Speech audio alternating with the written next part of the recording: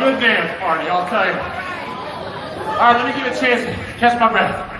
All right, I caught it. Hey, I am so happy to be here. First of all, I just want to welcome everybody, every bit of our Tryp Nation that's here right now to Miami, Florida for our first event. So hey, congratulations to you guys. Congratulations to you, okay?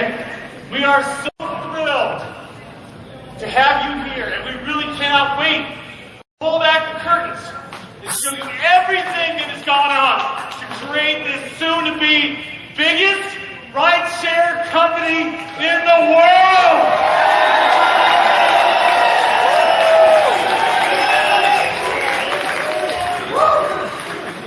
A company which feels that the drivers are the backbone of the entire thing.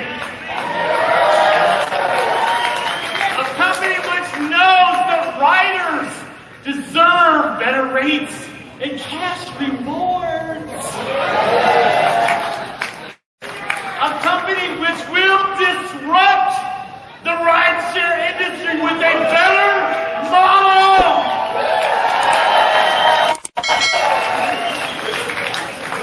A company which gives its problems to the people. Thank you, Bob. My name is Bill Crosby, and I have the great fortune of welcoming each and every one of you to the official Tryp Rides launch. I just caught my breath, by the way. I'm good now. No need for like a paramedic or anything. Right? My face might be a little red, but that's okay. It's natural. So we have an action-packed agenda for you tonight. Okay, you're going to meet the people who have worked tirelessly month after month to make this dream a reality. Okay, these people care so much about you and I that they put in 80 hours, 90, 100-hour weeks all the time. They continuously work hard, and I mean really hard, towards putting driver concerns first and making sure that this is the absolute best model for the drivers and the riders. I'm excited. Can you tell? Now, I've communicated with these folks right here, Taha, many times, like at midnight, and then again at 4 or 5 in the morning, okay? And that demonstrates to me that we have a level of commitment here that is just unprecedented. This is how I know for sure that we have the best team possible and the right team to execute on this dream. Yeah, give it up. They've been killing it. They've been killing it, okay? Tonight, you're going to meet everybody much more intimately, okay? You've seen a lot of them on video, okay? You're going to meet our CTO, Taha Abbasi, okay? He's been working his tail off, okay? You're going to meet our amazing board member, Stormy Simon, okay? She's just awesome. I can just sit and listen to her again and again and again. And you're going to get to meet our incredible CEO and visionary, Mr. McNulty.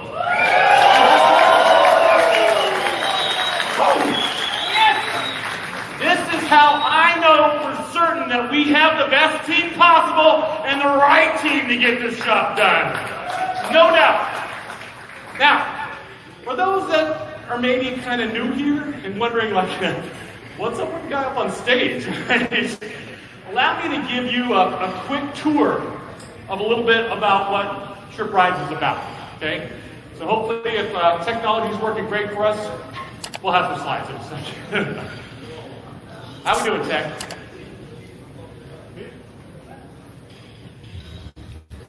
Oh, well, this is cool.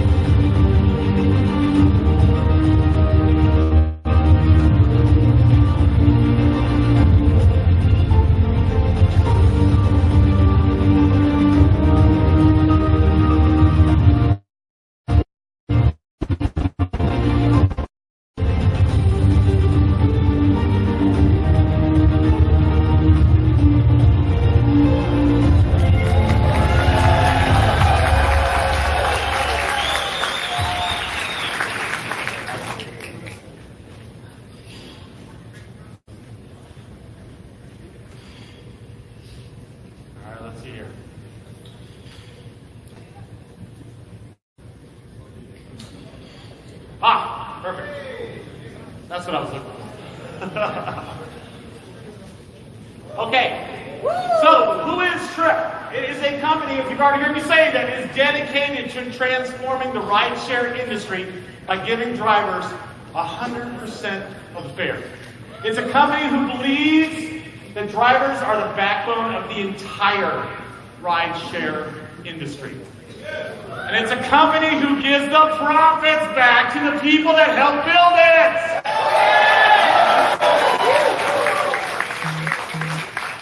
And I'm so happy to be here, you guys.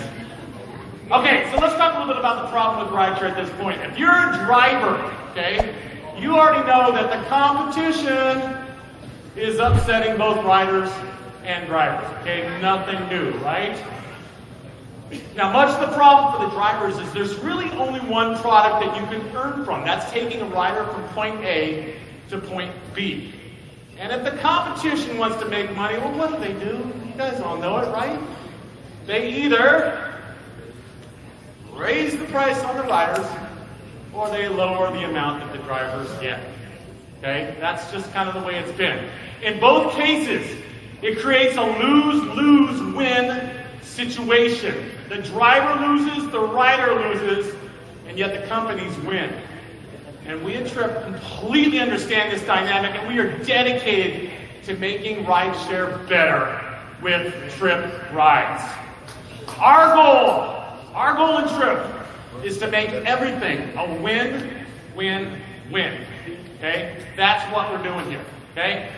And the solution, this is one of the reasons that we're giving drivers 100% of the revenue.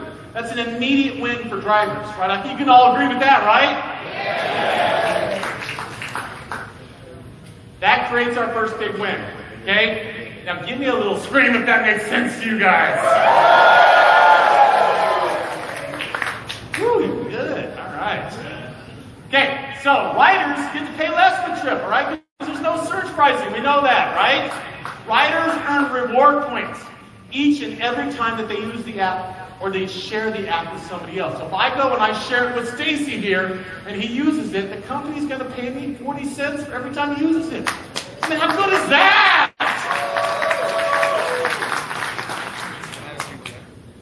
You better if my slides quicker. So we know that. Just said that. All right, cool. Let's move on. So how do drivers earn with rides? Okay, so first of all, by providing rides. How do drivers do better? Okay, obviously they're going to make about 25 to 30% more than the competition. Okay, and I think that's minimum. The numbers that I've run and the numbers you've seen, okay, that's an understatement. Okay, and then drivers also earn by sharing the apps themselves. So if you're a driver, si estás manejando ahora mismo y da tu app a otra persona y se úsalo, okay? It's 40 centavos. Thanks for that.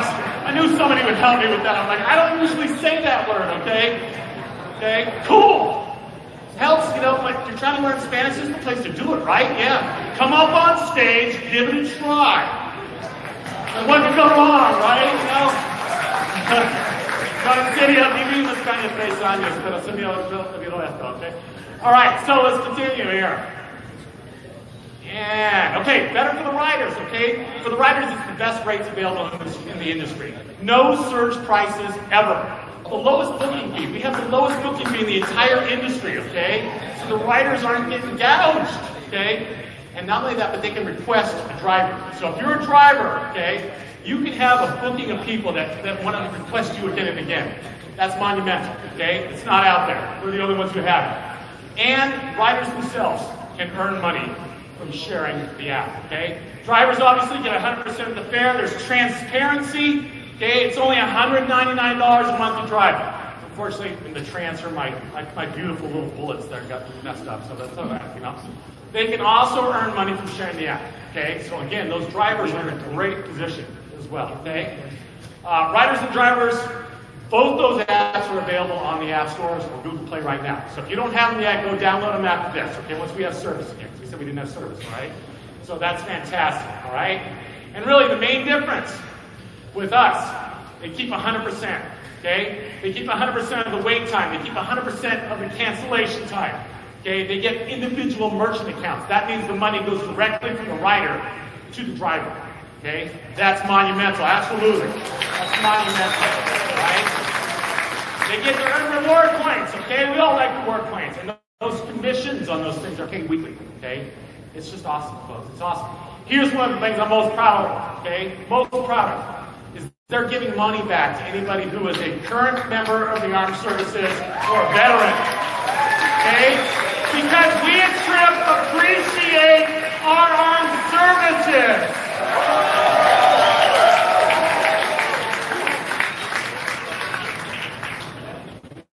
Love that.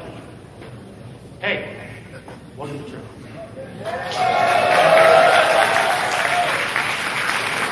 All right, I have the good fortune of almost losing my voice already, which is not good, all right? But it'll come back. I just need some water. Of introducing our first speaker of the night, okay? Let's cue up that music. This man is with the Miami Dolphins. Miami Dolphins, Steve Owen!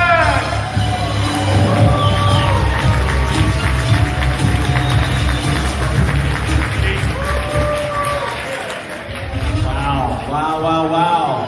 How's everyone doing tonight? Awesome. Steve Mullins, Miami Dolphins, Vice President, Corporate Partnerships. I'm fired up to be here. I had no idea what to expect, and I tell you, this is blowing my mind. So, couple of things. About 5 years ago, the Miami Dolphins and Hard Rock Stadium invested over $700 million into the stadium. And we did it for two reasons. One, to have the best fan experience in sports, and two, to become a global entertainment destination.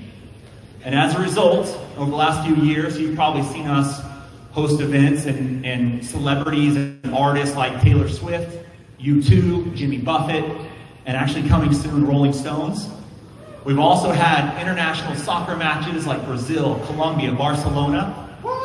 We've hosted, obviously, the Miami Dolphins and the Hurricanes.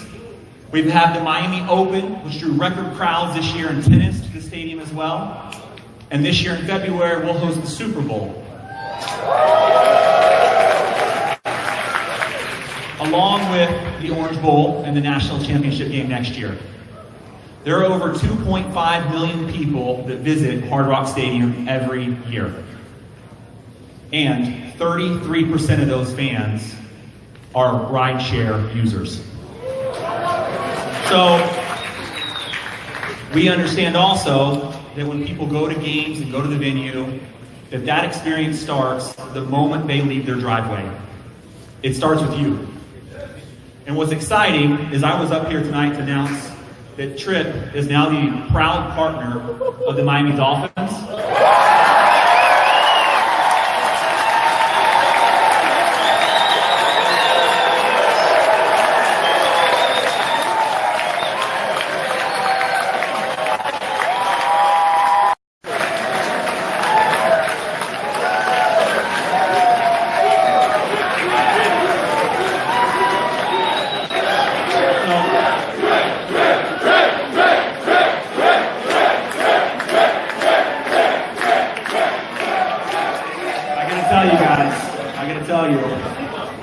On behalf of Miami Dolphins, we're just as proud of you. So let's go take on Miami. Let's do it.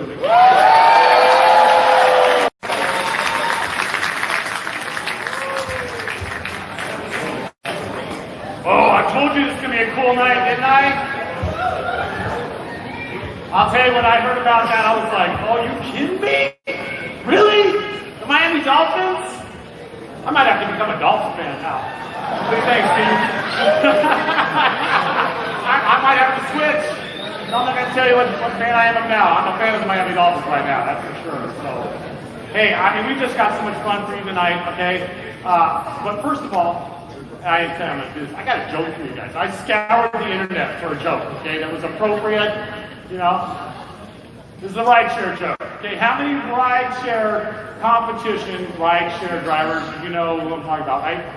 How many rideshare drivers does it take to screw in a light bulb? Come on, it's an old one, right?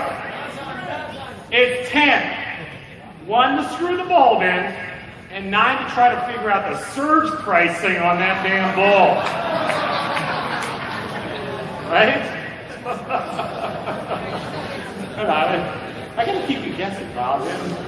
Hey, our next guest, okay, is the CEO of Lytel. Okay, they're a technology partner of us.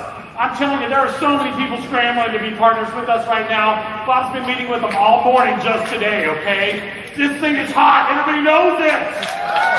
Okay? I'm so proud to bring up, coming up, right? Yeah, okay. Mr. Nick Newsom, the CEO of Lytel. Thank you very much. Thank you, Bill. Hey, how you doing? You ready? What's up, Miami? Man, it is pretty exciting to be a partner here. I'm having a good time. Pump up that music for a second. Pump it up. Come on. Yeah. All right. So, it's always just cool in Miami because I thought it was pretty cool in this room when we walked in. It was nice, and I'm glad to see all the translators out there in the back. This is a special time to be here. I've been involved in a lot of startups, and it's always amazing to see something grow from these small meetings that you saw in these pictures to a room of this size and this type of energy. It's just, I'm telling you, this is the right place at the right time, and I'm so happy to be here, and thank you, Bob, for having me. You know, I'm a tech guy, and I think it's amazing that the biggest hotel company in the world has no hotels, and some of the biggest transportation companies have no vehicles, right? But one thing that they always do wrong is how they treat their people. And what's not so amazing is their culture.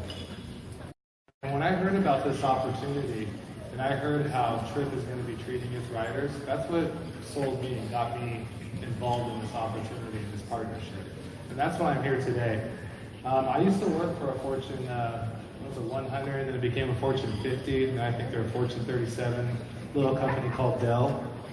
And, you know, it was quite a ride. And, you know, I was like, you know, I don't want to do that anymore. And I went to another company, and I kind of downsized a little bit, and I went to another startup and worked for another CEO.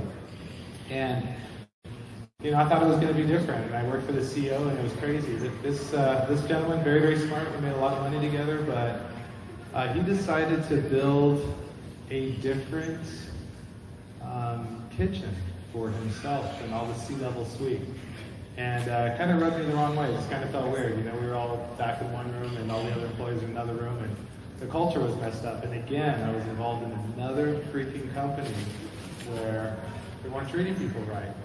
And, you know, what broke the straw on this was when he created his own bathroom for the C-level suite. And I was like, who needs their own bathroom for a C-level suite? I mean, everybody else is going to this bathroom, and the toilets aren't working, and everything's messed up, and we're walking in these like pearly white bathrooms, and he wanted to dye up like all the floors red and everything. I was like, okay, this is too crazy. I'm getting out of here. So started my own business, and really kind of with the culture of you got to treat everybody right. Has anybody ever seen a triangle and, you know, like CEOs up at the top, right?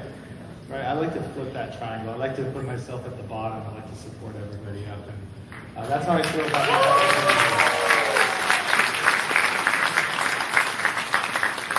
So I met Tryp originally with Jeremy here. Jeremy, raise your hand up here.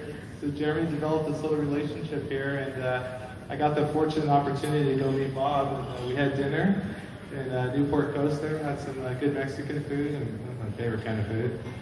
And you know, that relationship just got stronger and stronger. And he told me his vision of how he's going to treat these riders and how he treats his employees and how this partnership development. Honestly, it was just amazing. So I fell in love with this company, and that's why we're a technology partner of Tryp, and we're ready to work those 40, 50-hour days, you know, take those calls in the middle of the night and launch tomorrow. All right. Right. You know, hopefully I don't break any rules, so I'm going to say this is my own opinion, this is out of my own accord, but I'm going to wait tomorrow, and I'm going to call up a Tryp ride and take Tryp, maybe the airport's a little too close, you know, go a roundabout way, but if there's, are there any drivers in the room? Okay,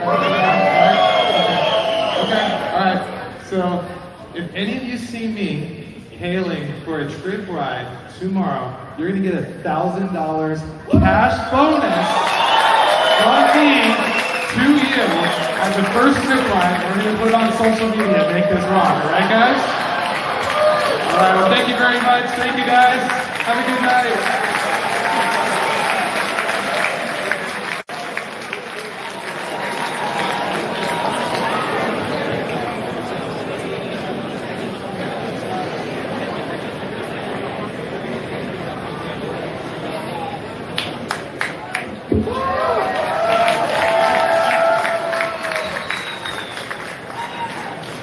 All right, that's cool. I'm a driver now. Okay, sign me up. Okay, where are you going to be? Where are you going to do that ride from? Okay. Cool. Huh? Hey, we got some guys that are coming right now to the back. I know most of you in the front rows here already have a hat in your back. So there's some guys that are going to be coming sneaking around here that are going to start throwing hats at you. Okay, so you might want to look for them. Yep, there they go. Okay, I saw one flash in the air. Here we go. Call it out, call it out, call it out. We got hats coming, we got hats coming. Come in. Is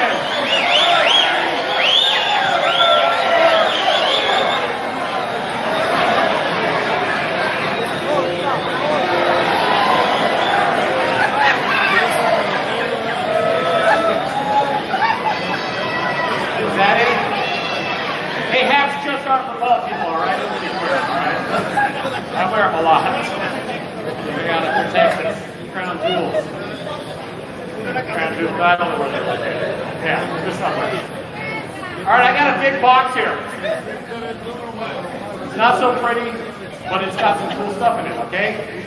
What it has in it is a bunch of raffle tickets. So pull out your raffle tickets. You got a raffle ticket when you came in.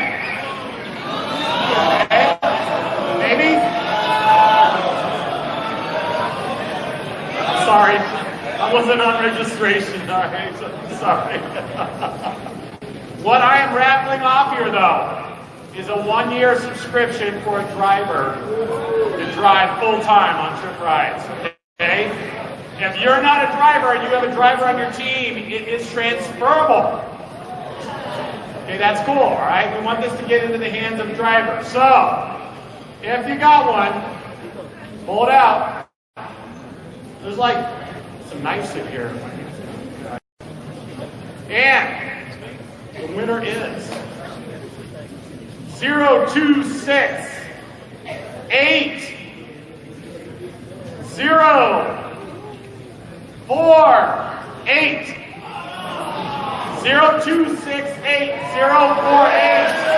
Come on now. Yeah.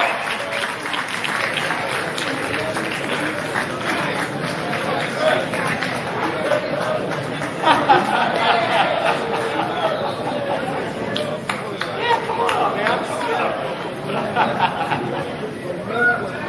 Are you driving right now? He's driving right now! Yeah! Congratulations. Congratulations. What's your name? Patrick. What's your last name? Batista. Patrick Batista. Yes. Awesome, man. Welcome. Welcome to the team. You betcha. Enjoy that. Okay, don't spend it all the time, all right?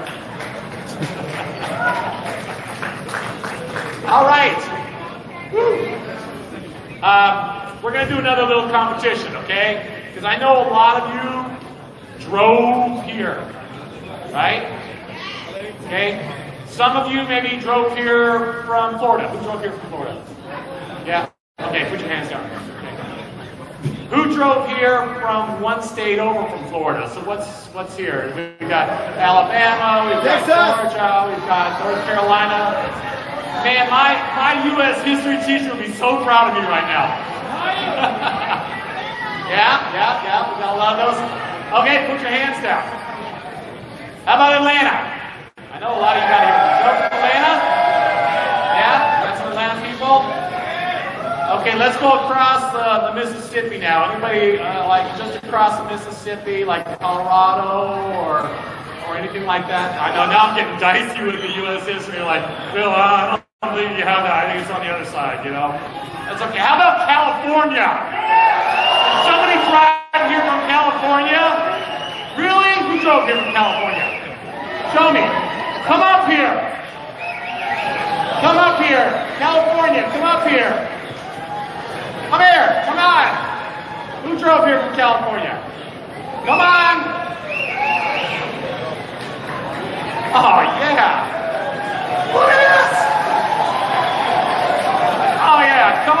there? Yeah, Santa Monica? Are you kidding me? Yeah, I swear. Yes. Nice job. Whoa, that's a lot of you. You guys all go from California, really? Yeah, did you guys like rent a bus?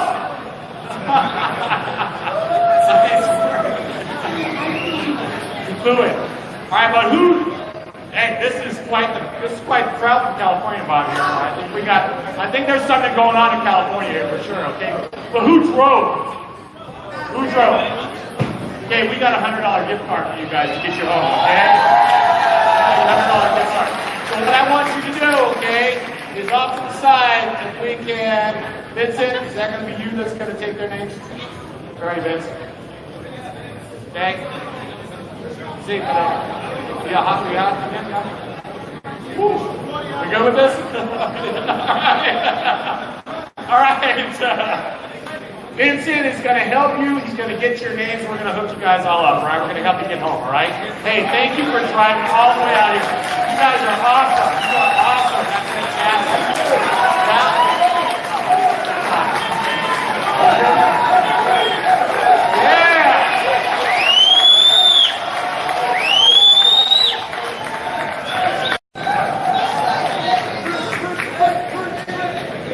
Okay, see Vincent, or anybody from the team, Eric or Nick, you can help them. Thank you, Eric, thank you. Man, hey, good job. Hey, drive safe, all right? Don't get crazy on the way home, all right? That's pretty cool. I didn't expect that.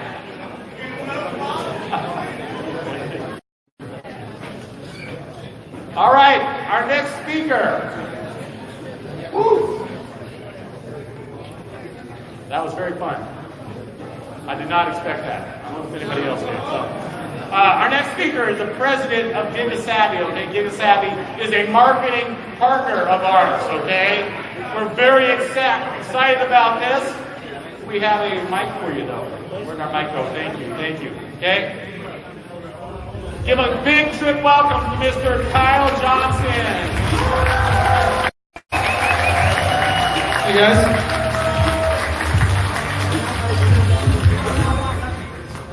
So, marketing is important. Would we agree?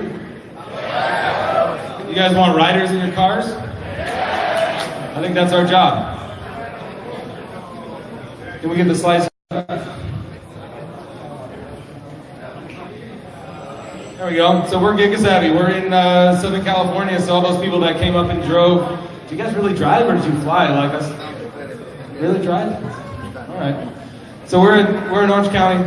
We're just south of LA. We've been around, let's see. There we go. About us, we've been around about 11 years. So I helped start the company about 11 years ago. We've got about 30 plus people, all in-house. A lot of agencies that you guys might know kind of outsource everything. We've got them all in our office, so a close, tight-knit group of folks.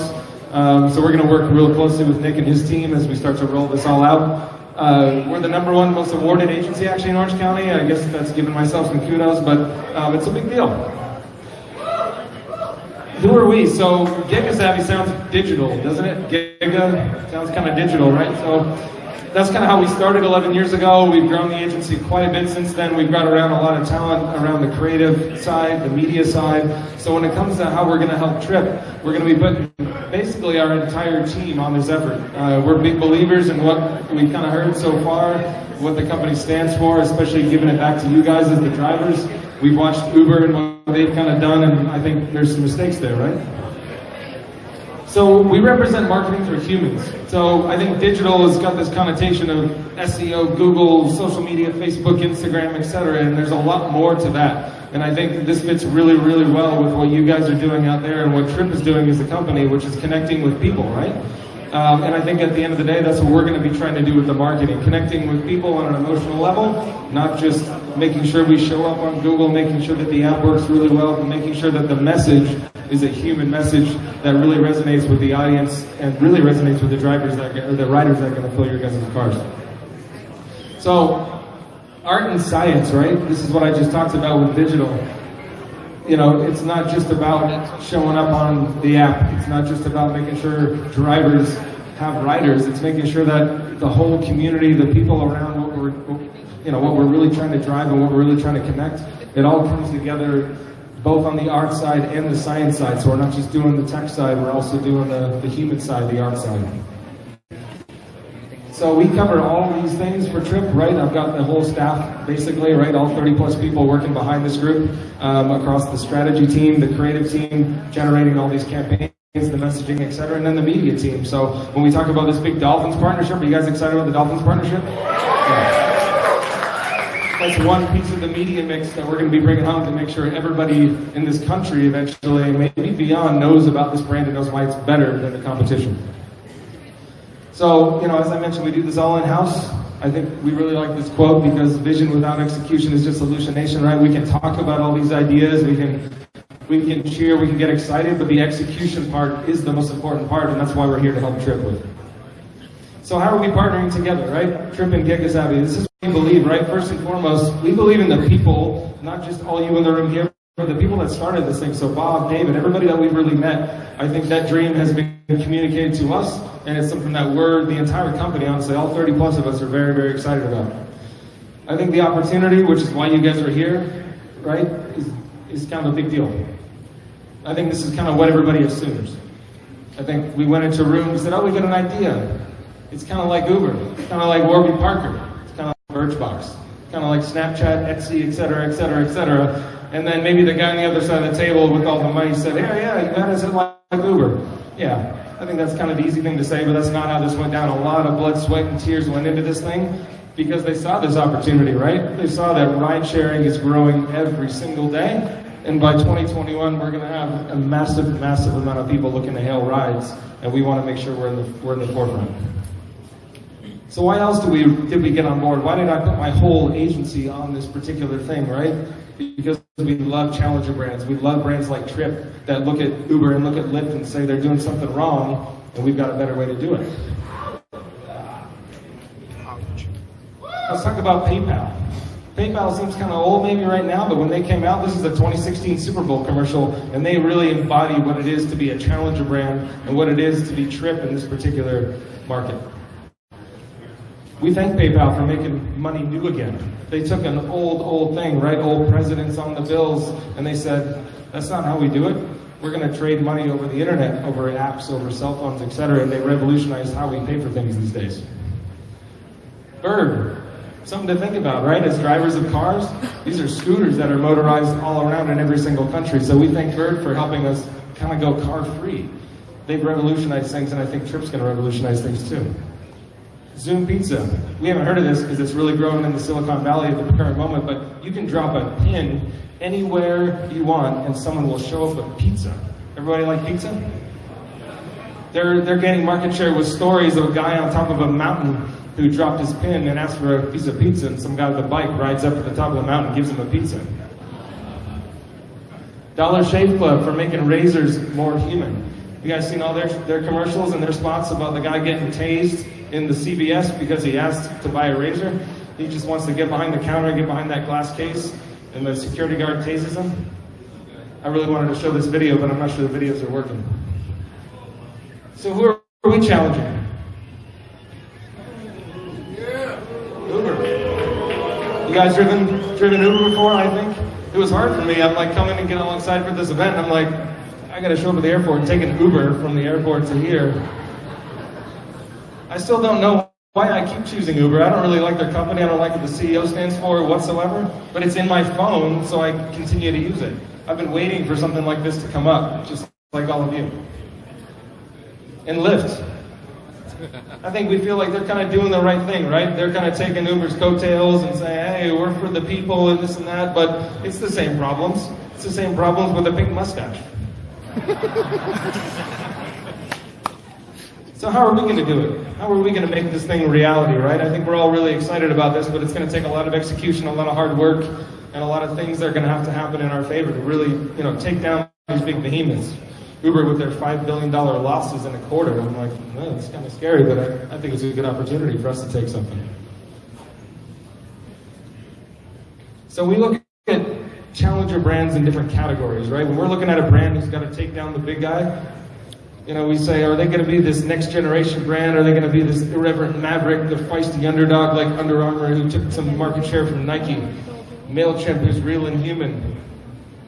You know, all these kind of things. And we look at Tryp and we say, we're going to be the people's champion. We're going to be the company that all these people rally around and actually feel like we're giving back to the people you guys heard, right? It's a company that's going to give back to the drivers and actually create a community that's based in giving back and based in giving people a better ride for all. And I think that's really what we're trying to accomplish, right?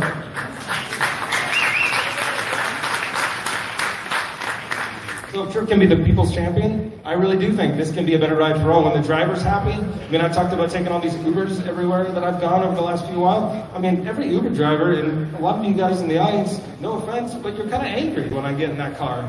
You're not that happy. You tell me about how you don't like Uber that much, and I don't blame you. The system was kind of messed up. So we're here to create a better ride for all. I think when the drivers are happy and we give back to the drivers, the riders are happy, and everybody enjoys this particular amazing thing, which is ride sharing, which has truly revolutionized how we get from point A to point B. And we're really, really excited to be on board with the Tryp. And thank you guys for having me.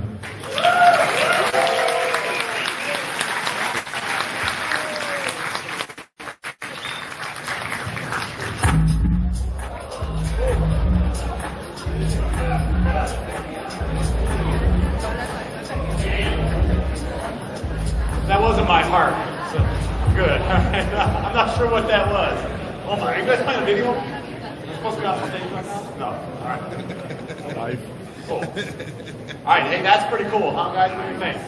That's an awesome partner for us, okay?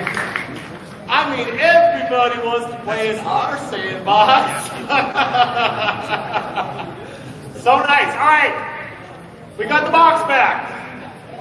Doesn't have the tape on it. You guys know what's in here. I believe that a lot of people have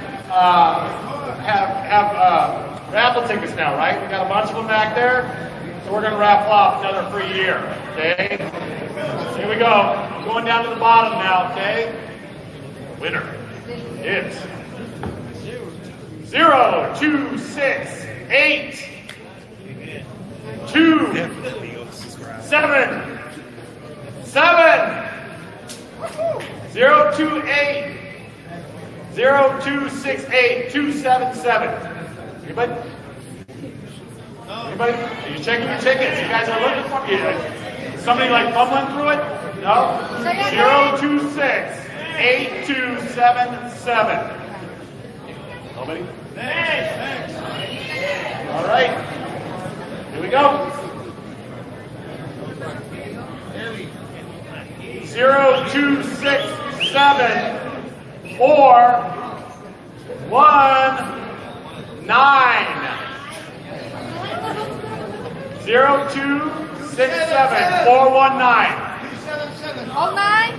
You're 777. You got a winner? Yeah! Come on up. Come on up.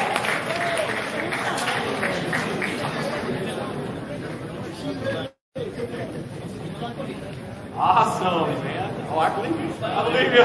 What's your name? Alex. Where are you from, Alex? From Argentina. Are you planning on driving home? That's going to be tough, man. That's going to take a while. You do? You live here where? In Miami or? Excellent. Hey, congratulations. Okay. Yeah, lovely to see you. Yeah, so, yeah, just go ahead and see. Oh.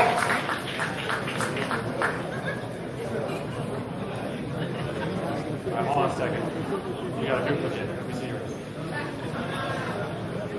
All right, you guys are both winners because yours is down on the floor right now. You're good. All right, fantastic. And you guys can see Vincent right there. Vincent's going to hook you up, okay? Hey, oh, I'm sorry. Hey, what was your name? What's your name? Where? Oscar. Where are you from, Oscar? Chihuahua, which is Mexico. Bienvenido. Gracias. Okay, good job. Good job. Woo. Okay, now put it back in the box. Vincent, take these over here. Okay. Okay, hey, our next speaker is somebody who is so awesome for this company, okay? She is on our board. She comes from Overstock.com, where she was the president of Overstock.com. This woman is a heavy hitter. I am so pleased to introduce Stormy Simon.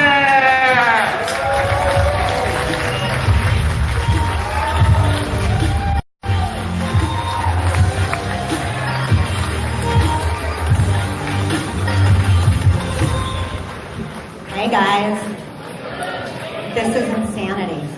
I don't know what I expected when I was flying out from Utah, but this has exceeded everybody's expectations. Welcome to the most exciting party of the year, with the most exciting revolutionized rideshare app that we will see potentially in our lifetime, and welcome to being a part of it. I definitely wanted to say, mi llama Tempesta. That's my Spanish, that's all I got. My name is Stormy. Tempesta means storm.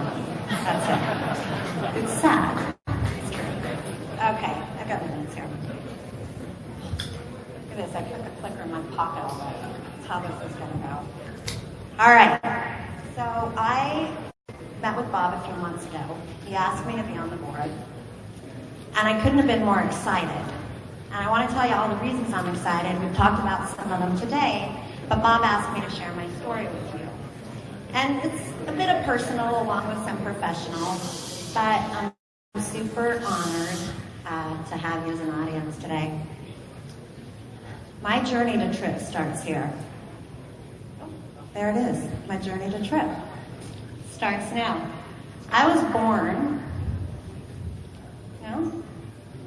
just outside of Chicago.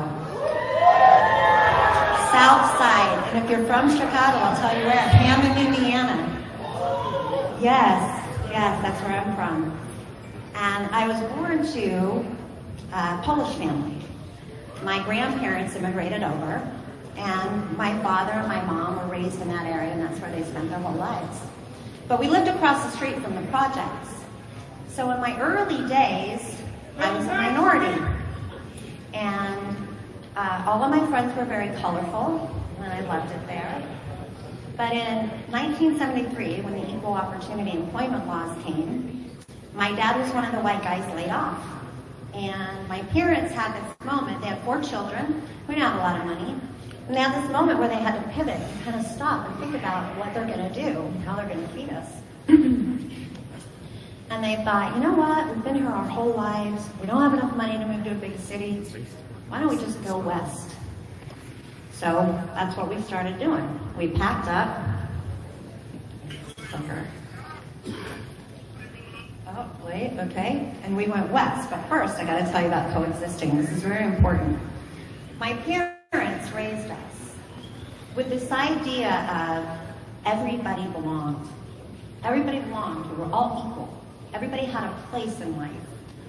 And they did that by showing us that hard work is what mattered. If everybody does their jobs, we're all going to get further. If we hold hands and lock arms with each other, no daylight between us, we just get a little further. But every day you get up and you work hard, and that will be your path to success. We didn't talk about college. We didn't have money to go to college. There was never a chance I was going to college growing up. No one in my family is going to college. My brother has now, though. It's exciting. But they did. That's what they taught us. Coexist. The other thing they did that was really unique, I learned later when we moved, was they had us on this independent journey to spirituality. So there's 6 people in my family. We have 5 religions. 5. And that was all self-directed. They always wanted us to be who we could be, find your own personal relationship, explore that spirituality, but be you all the way. Work hard, be authentic. And that's how we coexisted. So this family moves to Utah. Now, knowing about the multi-religious portion of our family that I'm going to go through right now, we landed in Utah in 1974. My dad, Methodist. My mom was Protestant, Catholic brother, Mormon brother, Catholic sister, and me. Now, I was a baby, so I was quite confused by the time I was going to churches and stuff, but I always knew in my heart, like, we were all accepted there. It was all good. So we go to Utah. Now, I don't know if you know much about Utah, but in 1973, I went from being a minority to a place where there was no minority. And we immediately felt like we didn't belong. We did, right away. It was like, oh my gosh, this isn't, what we're used to. This culture isn't here. The other thing that kind of put us on our heels, I was a little kid, I was going to my friend's house, and I'd be like, they'd say, going to church on Sunday? I'd say, yeah, I was going to go try the Methodist church this week with my dad. And then next week I was going to go to Catholic church with my brother. And they said, oh, honey, you're never going to heaven. And neither's your family. Nobody's going to go. You're not going to see anybody there. And I was 9 years old when I heard this from multiple neighbors. Utah's different nowadays because a lot of people have moved there. But back then it was really a little traumatizing. And I felt like an outcast, kind of growing up my whole life, just kind of looking for that place that I belonged. Oh, my notes. Oh, wait, I got to grab it.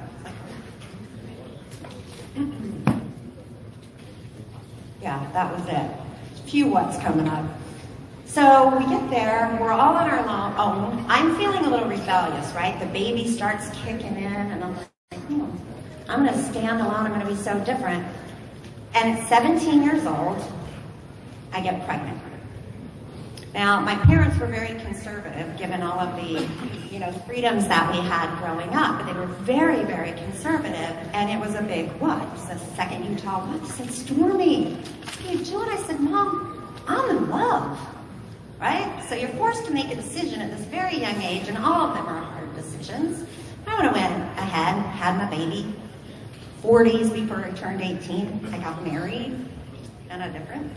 And that went on for a couple of years, and it was great, right? Totally in love. I got pregnant with my second child. I was 20 years old, and I didn't love him anymore. So that brought about some confusion and change. I called my parents. I was living in San Diego, and I said, you gotta come get us. Look how cute these kids are. Oh my God. Oh. So I had to move back in with my parents. I moved back to Utah. I completely have no idea what I'm going to do with my life. It's like I have to go to college. I have to go find my path. I have to find my way. But first I had to get on welfare because I didn't have any money to support myself. And I was so ashamed. But my parents said, Stormy, we have worked hard our entire life. We have paid into the system just in case our family ever needs it. Don't be ashamed, honey. You'll be proud. You hold your head up high and you get out there and you accept that assistance. But you better only do it for a minute because you got to get your ass up and you got to go to work and you got to get off that state assistance. And that was exactly what I did. So I started, that's exactly what I did for 10 years, between 1991 and 2001, before I walked into Overstock.com. I held a variety of jobs, none of them with a career. I started college 3 times, and every time I found a job that I liked better. It's like, gosh, this is so much more exciting. I really want to put my efforts into this. I'm really learning. And all of my jobs, all of my education was done with the boots on the ground, with that hard work of getting up every day and doing my best. So, 2001, I had just moved to Vegas for a startup. I'm addicted to startups. Moved out there to do some event planning. I was a radio promotion director. I did some on-air work. I did some event planning. Lanzamiento in Vegas. It was July 2001. September 2001, September 11th happens. And Vegas comes to a standstill. And so did my heart. I really went back to a time of searching and wondering, what was it exactly I was going to do with my life? What am I supposed to do now? Call my mom, move back in, get out to Utah. I have about 3 months of dollars. And that's if I live with my mom.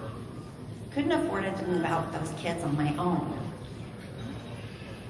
About 6 weeks into this journey with my mom, I'm like, oh, I'm so excited to be an adult and spend time with my mom. It's going to be the best every day. We're going to get up and have coffee. It's going to be so much fun.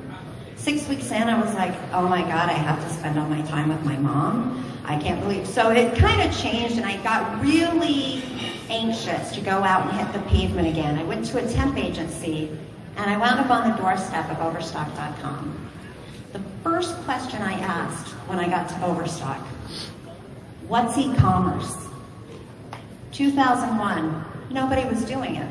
There was Amazon, there was eBay, and there was Overstock. Books, auctions, everything else.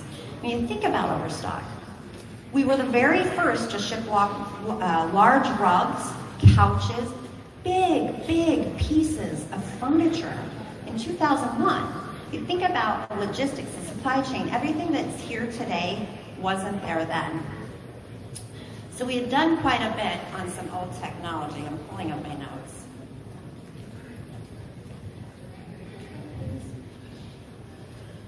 Yep. I'm going to tell you a story. That's right. My first job at Overstock was actually in a business-to-business department. We had two websites at the time, Overstock.com and OverstockB2B.com. That was my job. It's the worst job I ever had. You have to walk in every day, and I spoke to a lot of you guys in the past couple of days, and I know some of you have been in this environment of, like, Glengarry Glen Ross. I don't know if you've seen the movie, but just a boiler room where you're making calls, and the manager at the time was like, 70 calls a day, kids, you gotta get 70 calls a day, and we were hammering the phone, and I joined this group of 4, and I was the only female. Turns out at the time, we had this huge warehouse full of luggage that we had to sell, and the commission on this $1.2 million sale, wholesale prices, was gonna be pretty hefty. So all 3, right when I entered, all 3 of these guys every day, they were like, you go in, you make your calls. All 3 of these guys were like, dude, calling people, you want some luggage? I got some luggage for you. You want some luggage? You want some luggage? And I was looking at all the small lots, like, we have some really cute sunglasses, and here's some jewelry we could sell. And I was scared of the luggage because it was so big, and I had just started, and it was this massive sale. And I thought, wow, these guys really know a lot more than me. I'm just gonna let them sell the luggage, and I'll sell these little sunglasses and bracelets and stuff. About 6 weeks in, my phone rings. Now, I've called tons of retailers across the United States trying to convince them to not shop with their salesperson, don't use your catalog, come online and we'll save you money. It's pretty hard to sell. My phone rings one day, and it's this guy named Gary from Colorado, right? And Gary's like, Stormy, did you mention we had luggage? And I said, yeah, I did. He goes, I think I have someone that wants to buy the luggage. And I thought, oh my God, I can't believe I'm going to sell this luggage. Turns out, I sold the luggage. The reason I sold the luggage, because I had built a relationship with Gary. Gary and I had been talking every day for a while. We kind of got to know each other. I got to know his needs. I got to know everybody's needs. But I never tried to sell that luggage. That was the first time the company had their eyes on me. Like, who's this girl that came in? What was she doing? What I found about e-commerce that was so comforting was the fact that there was no one in the room that had a college education on e-commerce. I was absolutely able to walk in there and have an idea and raise my hand. And the fear of being lazy and not providing that hard work was kind of what kept me going. Someone just asked me, why did you do it? Why did you do it? I think it was the fear of failure. The other thing that happened during my luggage sale was I placed my first order, and it was amazing. All of a sudden, sitting from my seat, I click a button, and all of a sudden, I have this amazing package at my door. I open it up. It's the best deal ever. We had the best deals ever back then. And I got it. Holy moly. We can revolutionize the way people acquire things, the way they shop. It was the best experience. I consider myself a sports shopper, so it was a very good experience and rewarding for me. But I got it. And this whole time I kept thinking, oh, I'm going to leave this company soon. All of a sudden, I thought of every reason that I wanted to stay, and I started raising my hand. Like, hey, one of the issues we had was customer service technology, right? How are we going to get consumers in this brand new world to put their credit cards into their computer and then trust that we're going to deliver. How are we going to do that? Well, I raised my hand and I came up with a campaign called Discover the Secret of the Big O. Because I said, I think we can teach the customers through branding. I think we can teach them to trust us through a quick commercial. I think if they know our name and what we do, they will come. And it turned out they did. In fact, revenue started growing in triple digits. It was off the charts, and the company's growing, and our consumer base is growing, and everything's great, except our technology. Because the technology hadn't advanced, right? While the industry did, we were sitting on old technology. I became VP from this commercial. I just can't talk with hair in my mouth. I became VP from that commercial, but as we grew, technology's breaking, I raised my hand again, because I want customer care. And it was so important. I had been the consumer this whole ride with Overstock. I'd been looking at it through my first experience of that joy I got when I got my package. I was the consumer, regardless of what title I got or what achievement or success I happened to stumble across. I was always in the consumer seat. And I wanted that department. I changed the name from customer service to customer care to make a point, and the whole industry followed, and the point was heard. We went in, we changed all the technology, because even though, like, you've got to think about it, it's clickable to Tryp. Even though you have millions of people on a piece of technology, it's not the best it can be, right? We knew it wasn't the best it could be. We could band-aid it, we could keep it together. But the real advancement for ourselves and our consumers was getting onto new technology. And that's exactly what we did. We started winning awards, we received accolades. It was amazing. But at the end of the day, we never stopped innovating. My journey at Overstock was amazing. I started as a temp. I was making $12 an hour. The ability of hard work, digging down, believing in myself, raising my hand, signing up for unknown things, it's like we're doing today, worked for me. And I think going back to my parents saying that that hard work matters can make it work for all of us in this room if we're just given the chance. 2016, I was at the pinnacle of my career. I was winning awards. I was getting recognized from groups I never thought would ever know my name, doing things I never dreamed of. And I wasn't happy. I was burnt out. I'd done 15-hour days for 15 years. And I loved it, but I saw it through. Overstock wasn't a startup anymore, right? I saw it all the way through. And I decided to quit. Now that decision didn't come quickly or easily, but I was thinking about all those things I didn't do for 15 years. I was 47 years old. My kids had moved out. I was a young mom. They had moved out. They were having kids, which makes me a la-la, because we never say the G word at my house, ever. And I know, it's bad. But the kids had moved out. I lost my mom. Like, real life had passed me by. So I quit. I really did. And I went and sat on a mountain for a minute, and I was looking over the Rockies. There was this shiny object coming over the Rockies. So I was looking for my passion. I was looking for that next thing to get me going.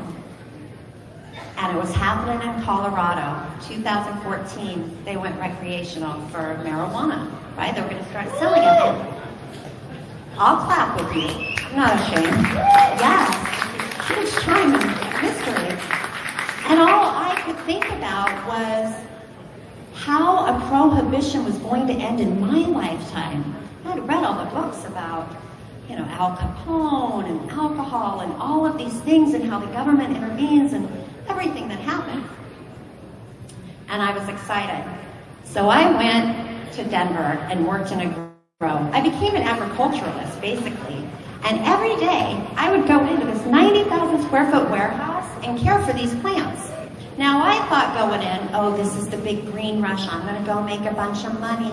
It's going to be amazing, recreational, woo-woo. But what I learned was something totally different. I met young kids that are like 22 years old, tattooed, skater kids, people you probably wouldn't go up to and ask for advice, but they worked alongside me. And all of these kids had moved from other states to come, they'd been diagnosed with something, Crohn's disease, MS, many different ailments.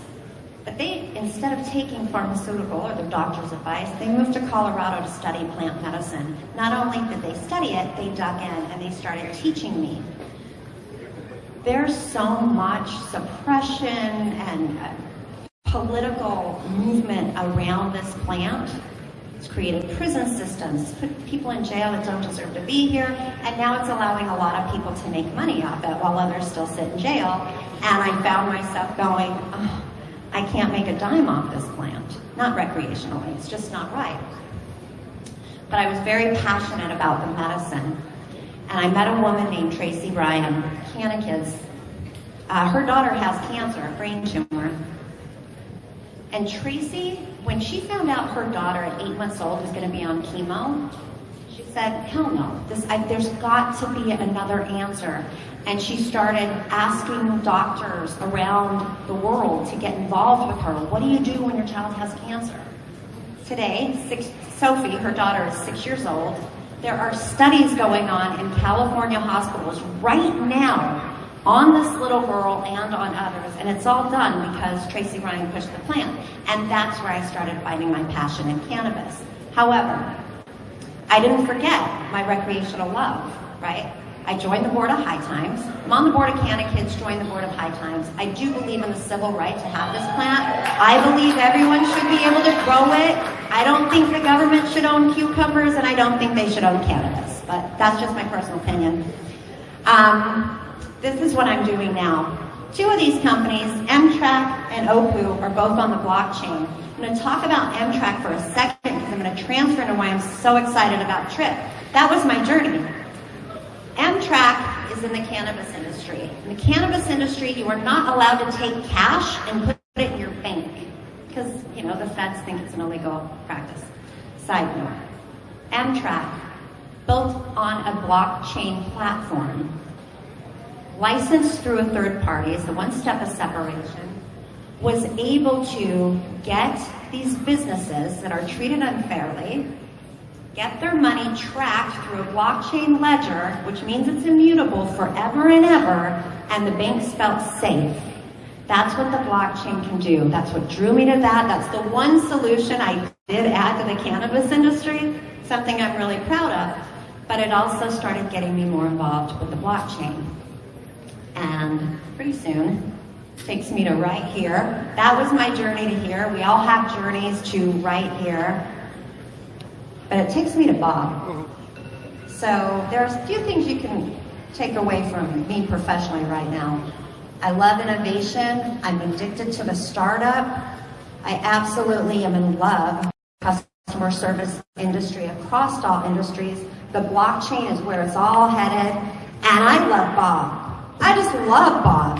Every single thing that I just listed are qualities that Bob has brought to Tryp. So our first meeting, so Bob and I met years ago, or we were at least in each other's circle, when he was building shopping.com, had power in his punch. I knew he was just blowing hot air, right? He knew what he was doing. When he talks to consumers, he knows what he's talking about. Talks about apps, he knows what he's talking about.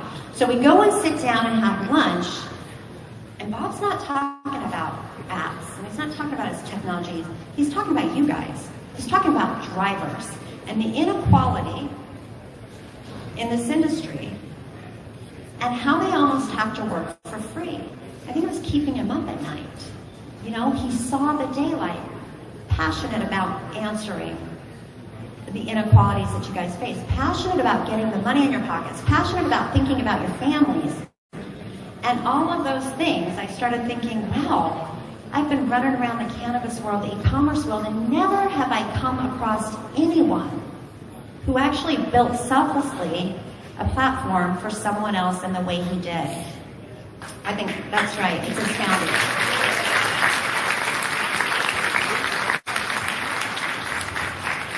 You guys, we've gone over the menu-based subscription plans and all of the benefits for you, but as a consumer, I just want to talk about the benefits for me. Yes, no surcharges. Excellent. I get to pick my driver again. But that blockchain thing, as a female that gets in a car with strange men all the time, right? It's a scary thing. It can be a scary thing. But the idea that that blockchain can provide a layer of protection by giving me a verification code and you a verification code is the game changer for me as a female feeling safe when I get in cars with strangers. Super important. And the consumer, of course, you know, getting some rewards and stuff doesn't hurt. My favorite thing that you've done, Bob, is that 15% equity. I will sign up with anybody who's willing to keep 15% equity for the people that will help make this successful. Yeah, it's not happening today, guys. So we've talked about change. The only change left here is to get the consumers to click a different button. I don't think it's going to be hard because I am a consumer and I get to choose where I ride. And I choose companies that choose to do better for their workers. And it's so important today that you remember that. Consumers will choose as long as we educate them. I think that rideshare just got the app it's been wanting. I think that you guys have the opportunity to truly become grassroots entrepreneurialism, or entrepreneurs, and start getting ahead versus just staying equal in your industry. I commend Bob for doing it. I thank you guys for letting me be a part of it, and I look forward to the trip.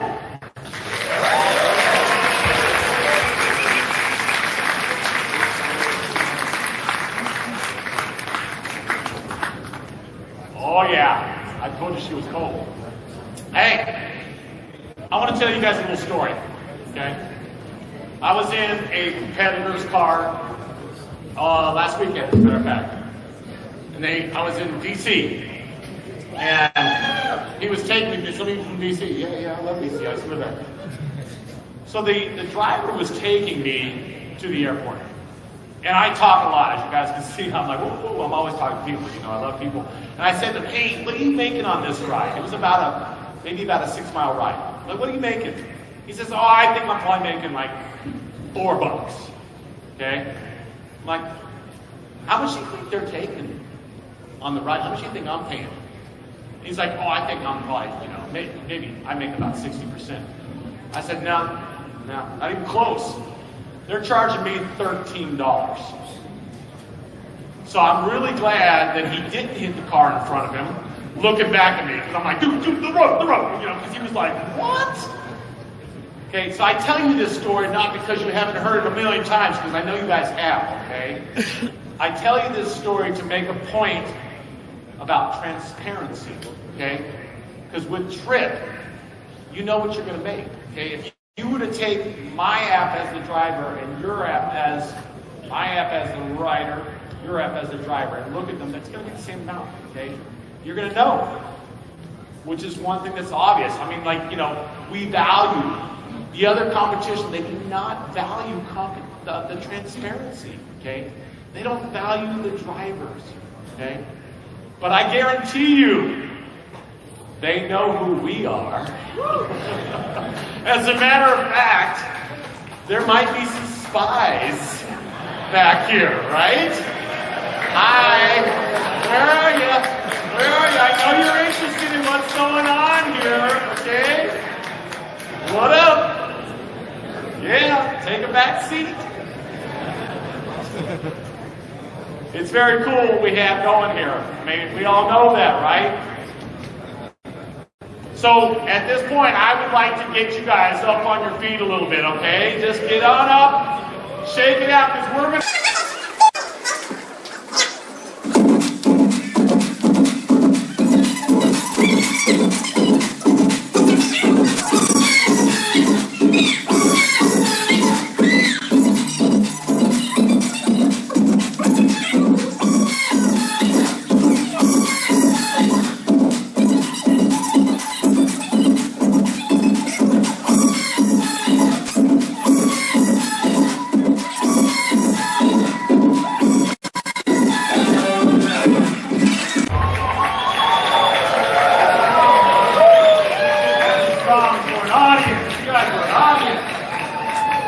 And our next speaker, I'm so overjoyed that this person is part of our company, I'm telling you. Like, this guy works tirelessly. First of all, he's a newlywed, okay? I'm gonna have you stand up, okay?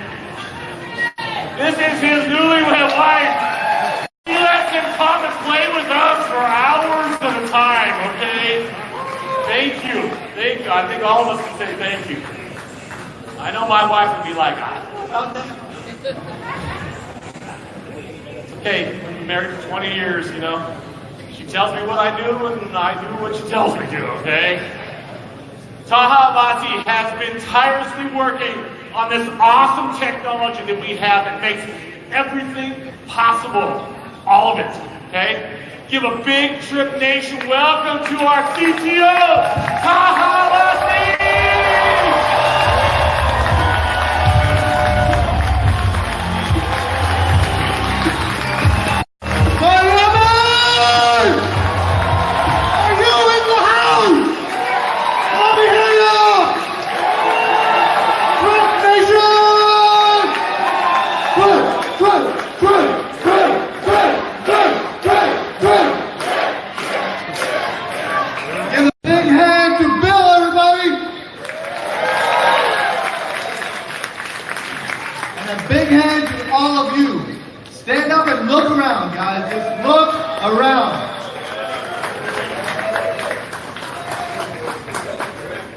So, I'm here today to talk about creating a better Tryp together. But before we get into that, I want to take a minute to introduce myself. And I think it's a bit important to do that so that you guys understand the kind of people that are here to support you. It's not to brag about our company or how cool or awesome we might be. We are, because we hang out with you guys. But it's to really help you understand the tools, resources, the talent, and the dedication that goes behind making something phenomenal possible, making today possible. So my name is Taha Abbasi. I'm Chief Technology Officer. I'm honored to serve as Chief Technology Officer for each and every one of you.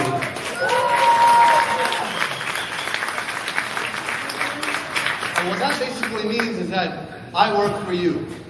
If you're a writer, if you're a driver, an influencer, a driver influencer, or if you're any one of the team members that are part of the Tryp corporate team, I work for you.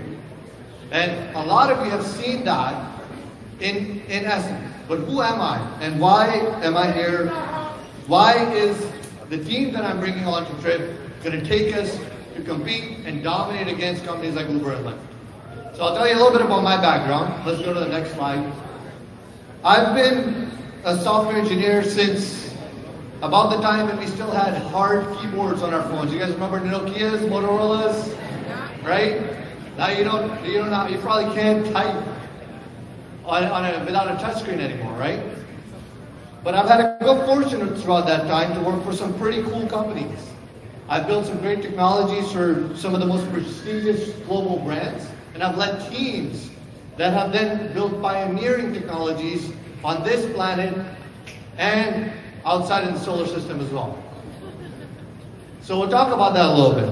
One of those companies happens to be a team that actually led. This team had one of my own family members in it, actually. My sister was part of the crew that went out. And this team of engineers developed a payload that was sent to outer space.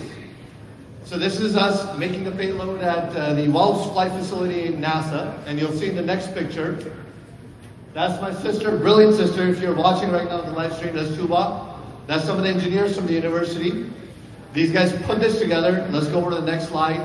And the cool thing about this is NASA allows you to put something personal in this payload.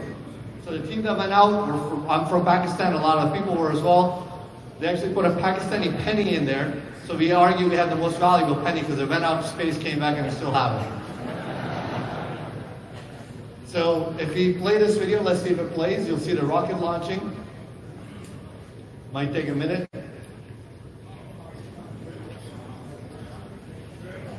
So that's the Tryp launch that we're here today. Who's excited about our launch? But the reason this is important is it's not about the work you do now, it's about how you do that work. And I think a lot of you who met me on the first video call, I always told you I was going to be transparent. Even when it was going to be difficult, I was going to tell you what was going on. If we had a problem, I was going to share that with you. And then I was going to tell you how we're going to fix that problem. These guys saw that. In 2015, the same team that sent out that rocket to space and brought it back, they invited the same team the next year to work in Pasadena, California on the Velocity rover that's in Mars. So this is a 2-scale version of that. Again, super proud of this team. Go ahead and go to the next slide. That's me being a little funny over there. This is a not 2-scale version. I'm not on Mars. There's no oxygen there as of yet. So let's go ahead and go to the next one. That's again my sister, myself, just messing around. And all of this led us to learning some really cool stuff. You guys realize that sometimes you're using your phone over here and we had some signal issues here. Did anybody have signal issues in here with the internet earlier? Yeah? So when you send a command to Mars, it takes 14 minutes for that command to go to Mars, and then another 14 minutes for that command to come back. So you don't know if you're trying to click a button, if that button worked or not, if the rover turned around or not, for 28 minutes. You can do something, go get a cup of coffee, come back, and then you'll find out. But we learned some cool things there, which at that time we applied in Southeast Asia at a small company that you might have heard of called, let's go to the next slide. National Geographic Channel.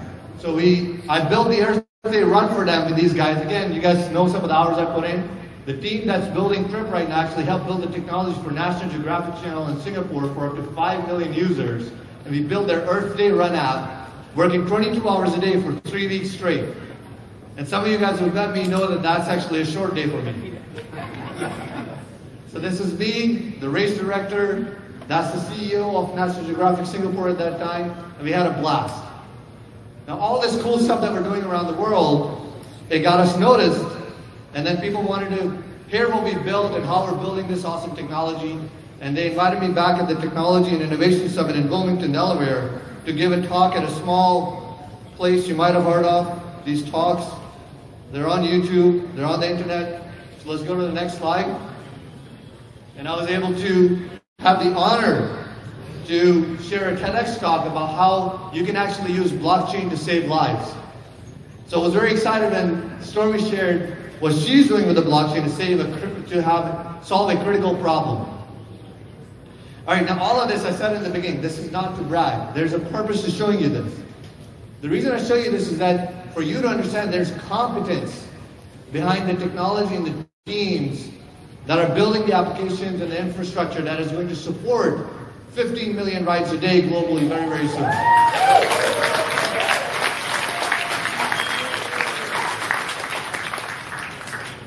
But it's a journey that starts with one step.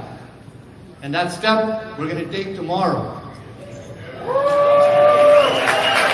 our first drive. Who's excited about our first drive?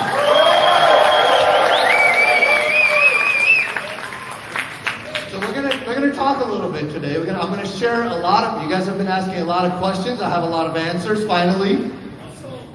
I have some cool things to share with you. I have some insight as to what's going to come forth. Do you guys want to hear it or do you? All right, let's go to the next slide. The problem that we're trying to solve is a simple yet sophisticated enough problem that you actually do have to sit and think for more than 5 minutes. We don't have one set of customers. In any business, you have internal customers, which are the employees that are running the company, who you have to build tools for so they can help the clients who are buying the product. And then, of course, you have the most important people, the clients who are actually purchasing the product or service. In our business, we have 3 sets of customers at minimum. So we know the internal company and the internal employees are customers of the technology team because we have to give them tools, resources, chat features, support ticket features so they can actually communicate with the customers. Who are the other 2? Anybody want to guess? Riders, drivers. And And we have our awesome influencers. Who's an influencer in here? Who's a driver in here? And who's a rider? Everybody's a rider. Let's go to the next slide. There's a little bit of a problem in some of the major companies out there with Uber and Lyft. And we're going to get into that a little bit right now. They've done a tremendous service to all of us globally in bringing rideshare to our generation. Because before if you couldn't think how you would get from here to the airport without calling a cab, renting a car, or having your own vehicle. But now you can pull up an app and you can actually request a ride and end up at the airport or any other place that you want to go for a reasonable price. The issue is, it always seems lopsided, either towards riders, rarely towards drivers. Would everybody agree with that? Yeah. We're trying to solve this problem. But before we solve this problem, we had to solve our own problems. How many of you remember the time at Tryp before I came on board? Oh my goodness. A few of you, okay. That's actually an indication a lot of the people that were around not here anymore before that. So when I actually applied for the role at Tryp back in January of 2019, and at that time, as soon as I applied and realized what this company was, I'm of the mentality that you cannot solve a problem until you understand until you've walked more than a mile, or driven multiple miles in the shoes and the cars of the people who you're trying to solve it for. So the moment I applied and I got the first call through the interview process, I signed up to be Uber and Lyft driver. Went and drove 2.5 months full time to understand the problems that drivers face and the problems that riders face, so I could come out and solve them. And that gave me some tremendous insight that I could bring to the team when I came on board. My first official day in the company was 1st of March, and Bob asked me to do an audit of what was going wrong and how could we steer the direction to where we can actually provide tremendous value. On 12th of March, our 25-person technology team came down to 2. And this is something extremely important, making hard decisions. And that's when I came online with you guys on a video call. Some of you remember over here in Florida when I announced to you that I'm doing an audit, an assessment to figure out what's right and what's wrong. We found some things that needed to change, and Bob said change them. So I want to give you a big hand to the kind of leadership that's here that's not afraid to make changes.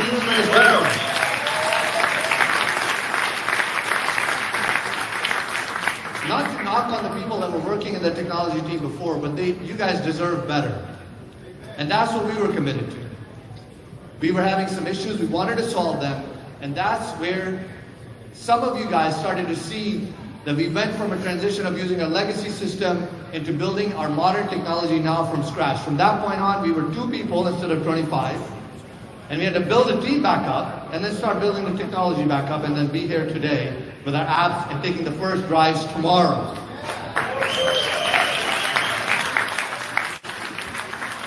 But let's take a minute to understand who we are and what we can expect going forward as we launch into this market, then we launch into Orlando, and then multiple markets all at the same time.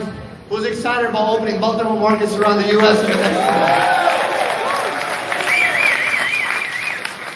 Let's go to the next slide. So, a lot of you guys understand, you probably see this part of the story right now. But you expect it to look like that.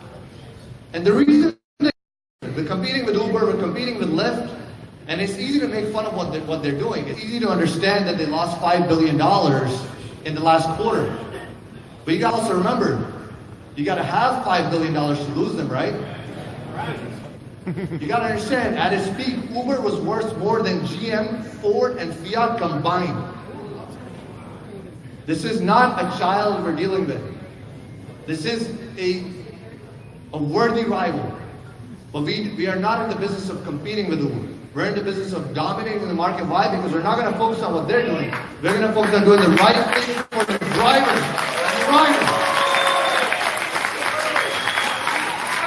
Which is why I believe in the vision that Bob and David set out and the rest of the team, that we are going to be the largest rideshare company this planet has ever seen.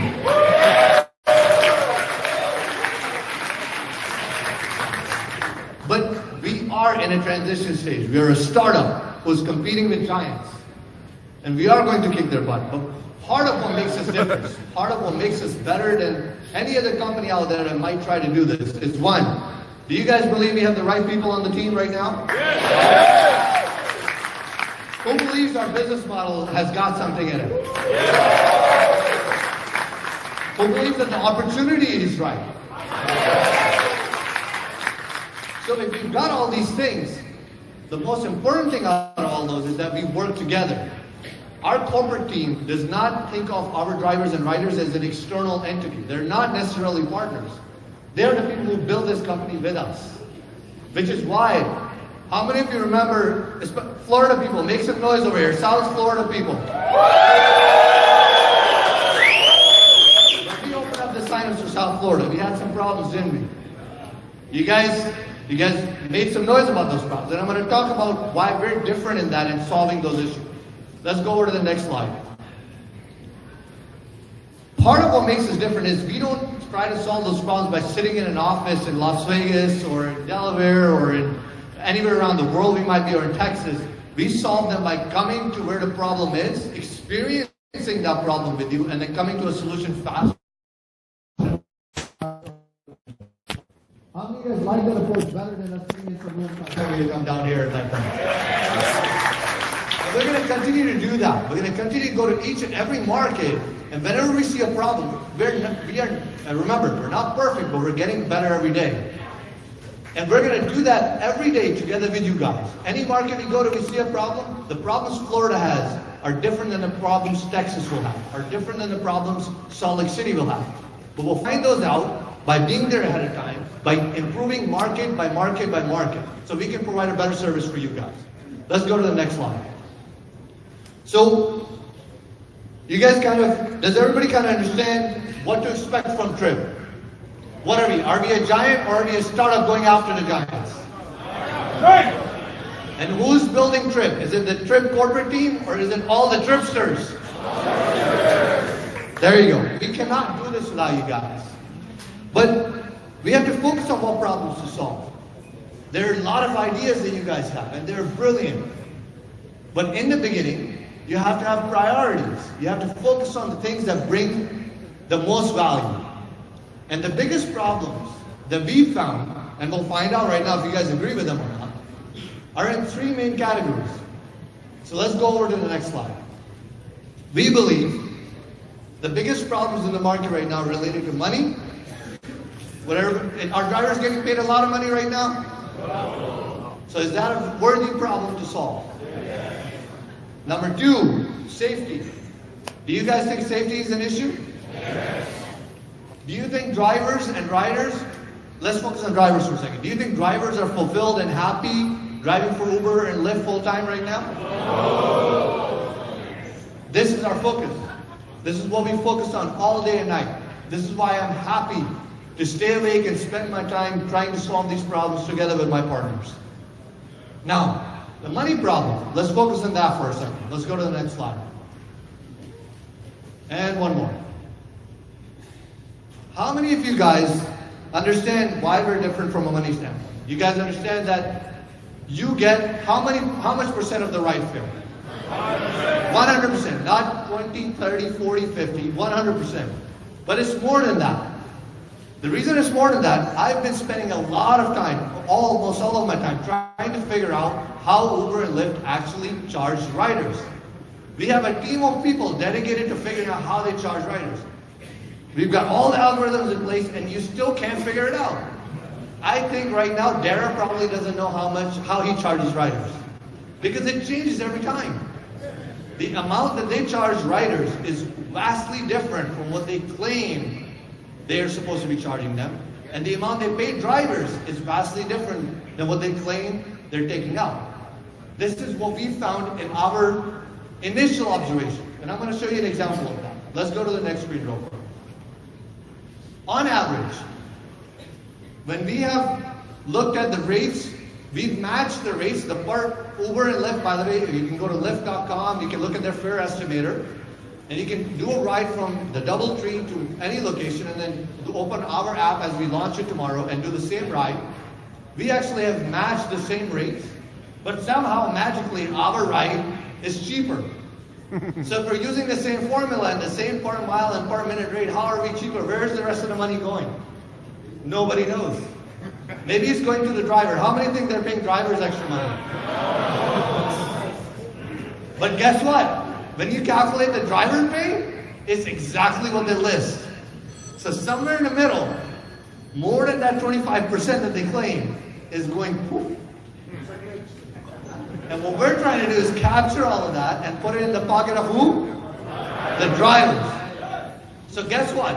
Even at the same price, I know we talked about making 25 to 40% more in total, making about 25 to 40% in total more, but I put in conservative numbers. I put in all kinds of costs, and I didn't account for wait time and cancellation time. Just in ride fare, let's go to the next slide. Just in ride fare, drivers will on average make 22% more with 100% fare. This is net coming into your pocket.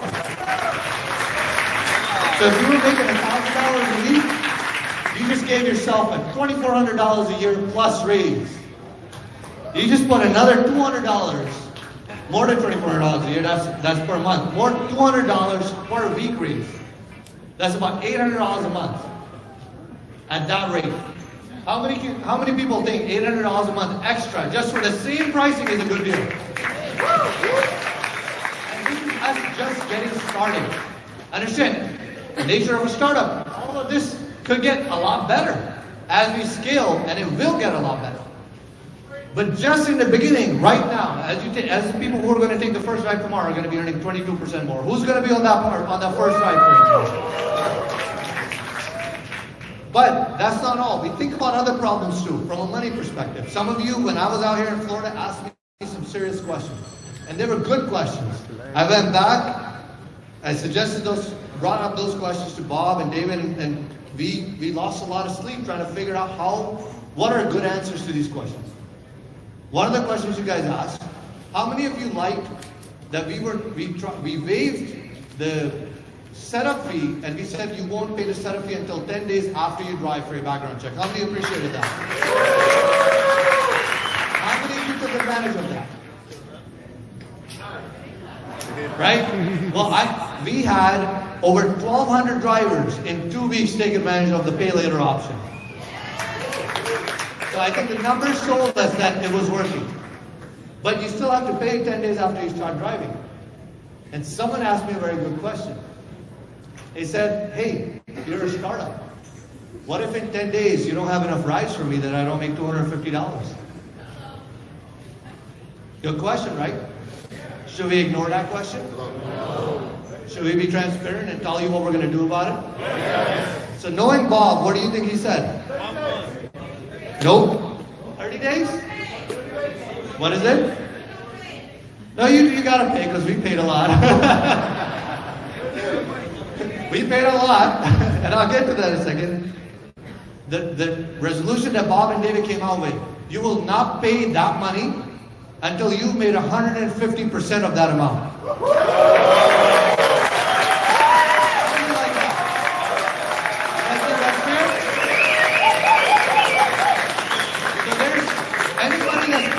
That this company out there is just trying to get money, we're paying for the background checks. We're paying for everything, and we're not taking your commission. We're not taking 25% or 40%, wink. You get to make 150% of that amount, and then we will charge you that. Because we know we have to get riders for you in this market and any other market. Until there's riders in there, we're not going to charge you. Now, if you're not online at all, then there's some things that come along with that. If you're online 1 hour a month, and there are ride demands, naturally there's going to be the terms and conditions like the pharmaceuticals that come along with that. But that's not all. What about your monthly fee? You still have to pay your monthly fee 30 days after you drive, right? Guess what? You're not going to pay your monthly fee until we get you enough rider demand that you can make 150% of that.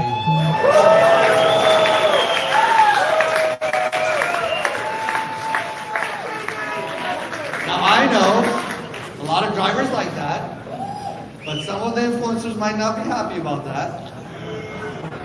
But you gotta understand, if we charge people money and they're not making money, how long are you going to be around?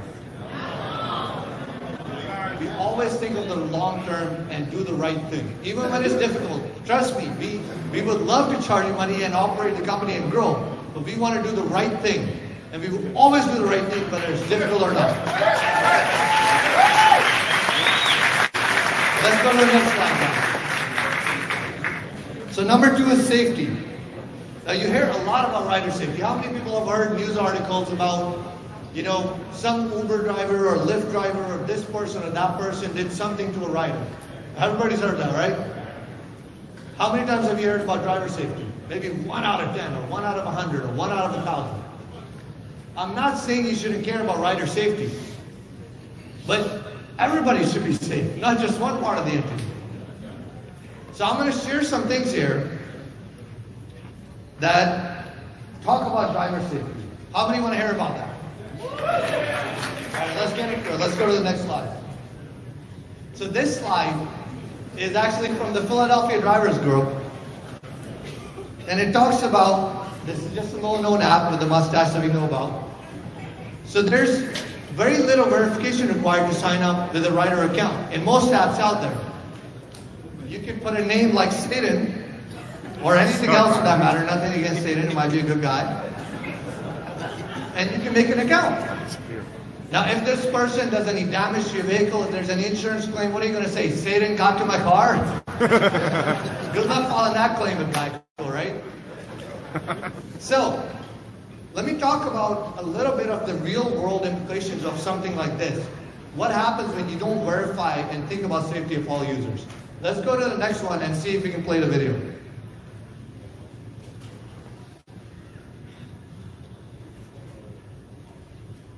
You might have to click it one more time to play the video.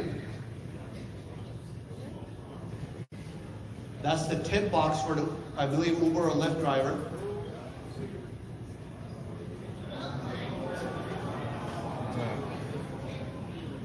Now, I would have blurred people's faces, but this is publicly available on YouTube, so I'm not ashamed. So I put down here, do you guys think our rider rewards program is better than that? They don't have to do that because you get 40 cents per ride that you refer, 10 cents every time you drive. You don't have to do stuff like this. But guess what? There's a reason I bring up rider rewards over here. We are working on some solutions where before we let you extract your rewards, and this is actually a requirement from KYC as well, we're going to ask you to verify your identity. And let's go over to the next slide real quick. Before we go to the slide after this, I'm going to give a disclaimer. Verifying your identity for riders and drivers is going to be extremely important, and it's going to be extremely apparent after the next 2 videos I'm going to show you. Just want to show a disclaimer, it may be a bit violent, so if you guys, cover your eyes or something. So let's go ahead and play this one.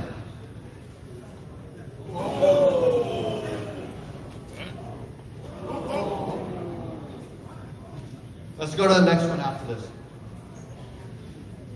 This is actually an executive from Taha Bell. This was all over the news too.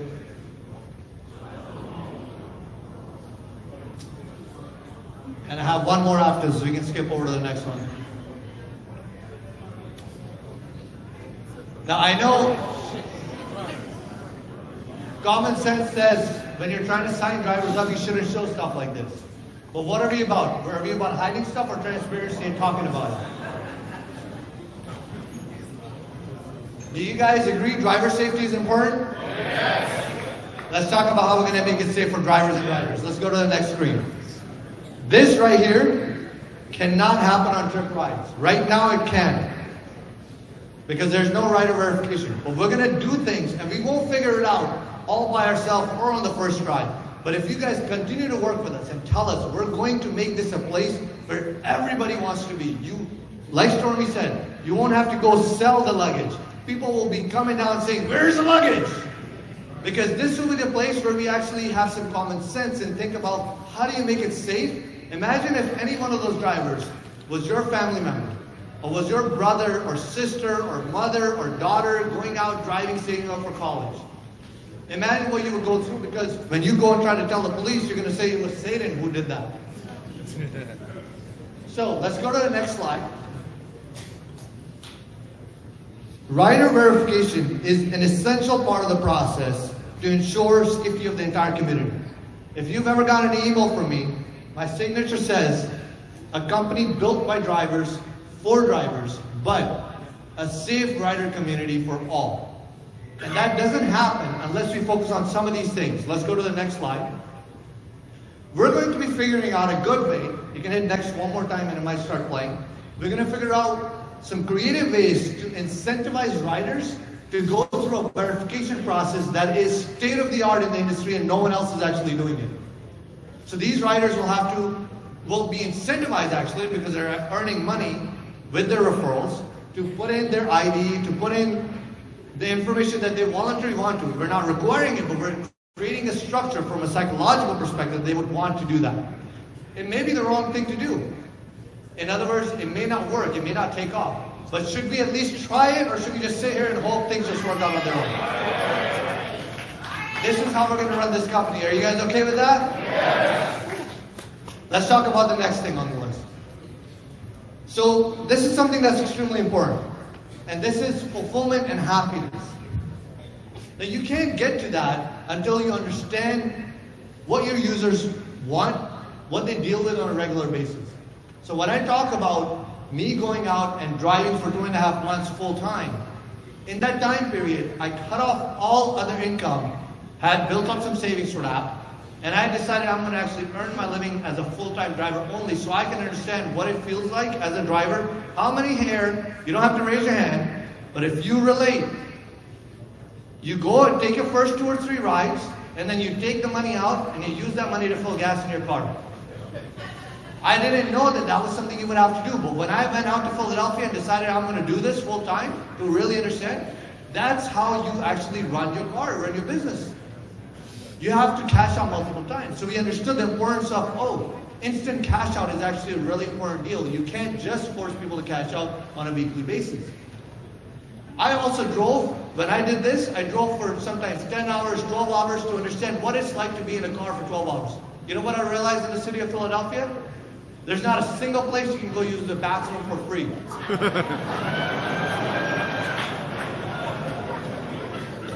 I can figure some things out in Philly. But my amazing fiance took part in this experiment. And she had an even worse problem because there's a Philadelphia airport queue where I could make up the courage to go use that bathroom. But she went into the ladies' room and said, yeah, I'm just going to stop driving. This experiment's not worth it. How many of you feel the same way about some of the bathrooms that are provided? Now again, one of the solutions we thought would be really cool is bathrooms around the city in different dedicated areas. Scan your app, you get it, and we get it cleaned on a regular basis.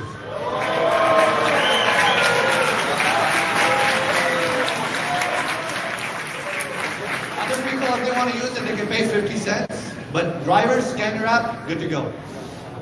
Now, these are the kind of problems that actually matter, don't they? But I wouldn't have known that until I drove. So let's go to what we did about that in the next slide. When I shared some of these things with Bob, I told him about some other experiences as well. How many of you feel sometimes that when you try to contact support of some of the companies who, I don't want to bash too much. Is anyone listening to me? So when I started driving in Philadelphia, 3 days after I started driving, I got a message from Uber. And I still have this, so I'll share it someday. Where they said that a rider had given me a 1 star. And I'm like, okay, when you go out and try to experiment on something, I had screens in the back of my car that let you play games. I had a sign that said rate me 5 stars. If you want a charger, I'd use for breeze after every ride. I was going insane. They were really trying to understand how to provide a good experience. But someone gave me a 1 star. I'm like, what's going on? Being an engineer, I'm trying to figure out what am I doing wrong. So the person reported, according to Uber, that they had an extreme facial reaction, a facial allergic reaction to a pet in my car. I drove for 2.5 months, never had a pet in my car. I would gladly give a ride to a service animal if there was one requested, and never gave a ride to a service animal. So I said, it must be a mistake. Trying to request back to Uber, hey, something's wrong.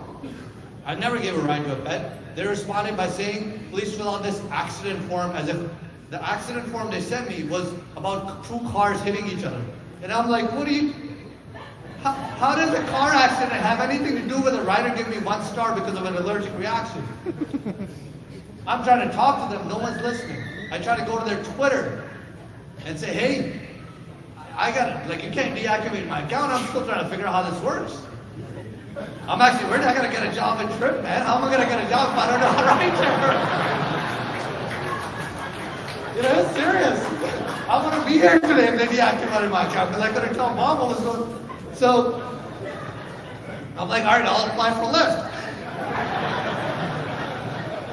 But they got back to me on Twitter and they're explaining to me how their ratings work. They said you can't change the rating, you can't take it away. Even if you don't have a pet, just go do more drives. How am I going to do more drives when you deactivated my account? How many can relate with that? Am I crazy or is this happening to other people too? Yeah. So, I'm going to claim you probably have had some of this experience with us too. But we're not perfect. But we will get better. The way we solve it is we've put a requirement on our side. Let's go to the next slide. Where? Number 1, fair ratings. If a rider rates you 3 stars or less, they are required to put in a description. They can't just rate you. They have to say why they're rating you 3 stars. And that rating does not go in your profile right away. It goes into a review section. Our team reviews that rating, and if it says something like, I didn't like the color of Taha's car, should that go on your profile? No. Should we get rid of that rating? Yes. No, that's illegal. That's review tampering. We can't do that as a company. But we have thought of some creative solutions. We will put that rating on your profile, but not count it against your overall star rating. We've created weighted ratings and ratings that people just had suggested that shouldn't count against your actual business.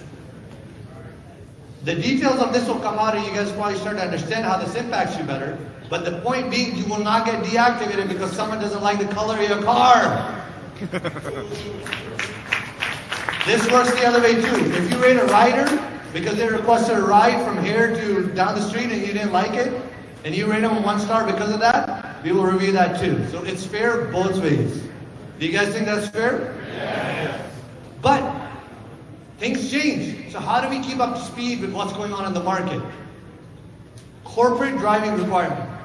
At different levels in the company, we're putting a requirement in place that each member at each level has to do 20 drives per quarter.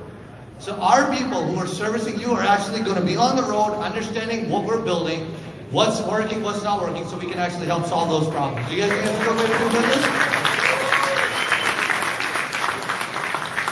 And I already hit on the driver and rider facilities. Do you think the bathroom idea has some traction, or should we just scratch that? And do you think there are other good ideas like that out there? So how do we find out? In Philadelphia, there's a Facebook group. How many of you are in a driver Facebook group, by the way, in this area? Changing All right, to well, you this should join them. They're a great resource. YouTube. Each city has a Facebook group. out of for battery drivers. right now. Follow Right this. now they're called Philadelphia Uber and Lyft drivers, Miami Uber and Lyft drivers. Soon they're called what? Exactly. So not just our Facebook group, which you definitely join, but the driver groups. Why? The biggest problem drivers have in Philadelphia in trying to figure out how to solve these issues is finding a place where they can go and meet up. All the super VIPs have been to our Go Center. Do you think that's a pretty cool place to come and meet up and talk about problems? Our Go Centers are going to start to serve as a sort of a driver town hall place where we will come regularly to ask you, what are we doing wrong? Tell us what we're doing wrong so we can go back and fix it. If you follow any of the influencers out there that help put out news and advice, the rideshare guy, rideshare professor, Uber tubers, a lot of them have criticized Tryp. And I know some of you like it or don't like it. I love it. because it tells us exactly what they think we're doing wrong. Doesn't mean we'll go and change it, but I'm willing to go talk to them. If they have some good ideas, we'll implement them. If they have bad ideas, then that's fine. We'll go move on anyway, because we're not about competing, we're about dominating. Who's with me? Let's go on to the next slide. So what's next? What happens today onwards? What happens tomorrow? And how do we actually take this baby and launch it and never look back, really? I'm going to get into a little bit of that now. And I'm going to get into what it takes to launch this company at a level where we can have a flood of drivers and riders coming in.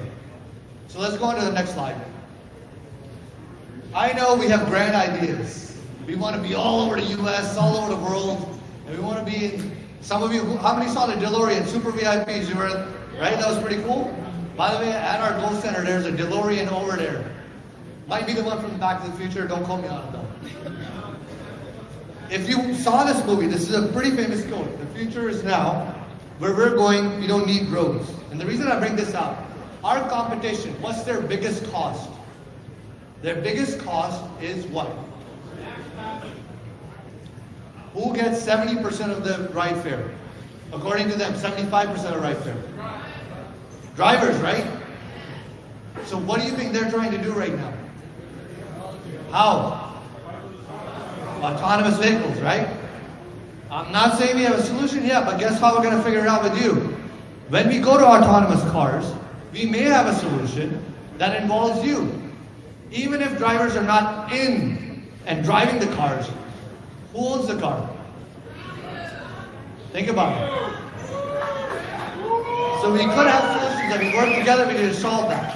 The reason I say we have these grand plans that we will solve. However, right now, to launch something, you have to take baby steps and you have to do them right. We don't have the liberty of what Uber and Lyft had where they could make a lot of mistakes in the beginning. If a rider comes on our app and they can't request a ride, guess where they're going to go? They're going to go to Uber, Lyft, and never come back. So what we're going to focus on doing is supporting you guys in building up that launch. We talked about how many of you like that we're going to waive your driver fees until we get you 150% of your income. Do you guys like that? Make some noise. How many like that we're going to waive the subscription as well until you make 150% of that? And on top of that, to get you rider demand, let's go to the next slide. We're going to do promotional launch activities in this area to get you riders. And the way we're going to do that is actually going to come out in terms of different events. We're going to tell you guys where to go. A lot of the issue with when I drove over Lyft, I didn't know where to go to get rides. We're going to tell you where these launch events are going to be. Go over there because there's going to be a lot of rides in that area and go and give those rides to people. And we're going to fund those rides instead of the riders paying for it. We're going to give out free rides. And that's going to help people see that Tryp is not only more economical, but it's safer, it's more fair, and our drivers are better because they're happier. Are you guys pretty happy about this program so far? Let's go on to the next one. About 100 drivers. So, when's the first drive out? Everybody wants to know. First drive is out. Again, I'll show this at the end of the presentation too in a few minutes here. Drivewithtryp.com/first. Write this down now, and it'll come up in a few minutes again. Let's go to the next slide. Guys, understand? Change is inevitable. And companies or people that don't change get a result that generally favorable, especially if you're in technology. Let's take some examples of companies that didn't change. How many of you remember Circuit City? How many of you remember Borders? Right? A lot of our competitors are now such large companies and such large ships that it takes them time to change, which gives us an opportunity. So if you think of Uber and Lyft as the Barnes and Nobles of the rideshare industry, and they've done a decent job of that. But now they left all this opportunity for us to come and make it something that you actually want to do, something that you can feel safe and happy doing, and earn a good living doing. Understand, if we get this right, what we do here today, in fact, not hundreds of millions, but billions of lives around the world. And part of the main reason that we're going to do that is because we're going to build that together with all of the riders and drivers, not only in the US, but globally, everywhere we go. Who believes in that vision?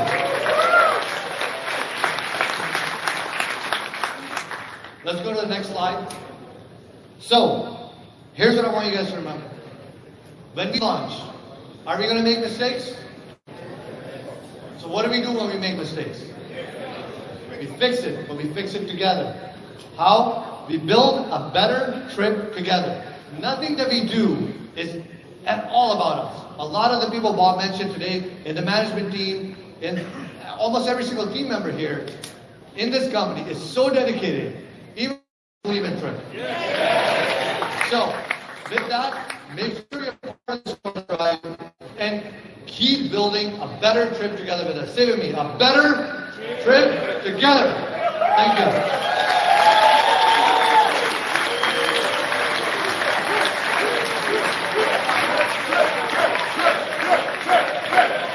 I mean, how cool is that? Trip, trip, trip, trip, trip, trip. Okay. Hey, Taha. So I hit this button right here that says upgrade, right? Can you and then how do I do the picture thing again? So, well, we'll do this later? Okay, yeah, all right, that's cool. All right, yeah, I got it. All right.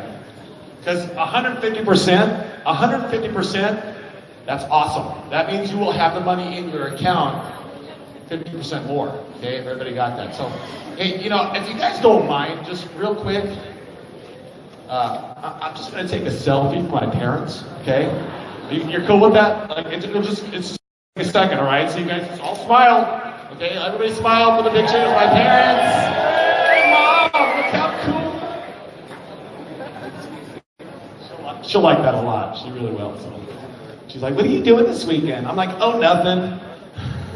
Just helping launch this awesome company. Just an average weekend. So, hey, we've got a really cool video for you guys. Please roll it.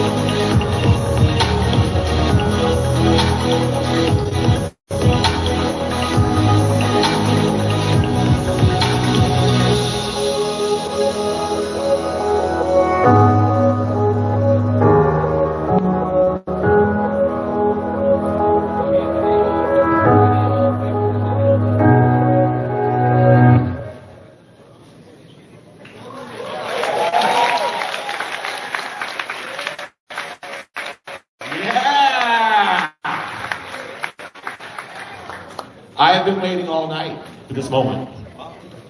You guys know who's coming, right? I mean, I can't. He's just an awesome individual. I hope you all get the opportunity to sit down with him one at a time afterward, okay? We're going to line up over here. You're going to talk to all of them, all right? You're good with that? Yeah. Won't take long. It's like, oh man, I don't know if we're going to invite you back here, Bill.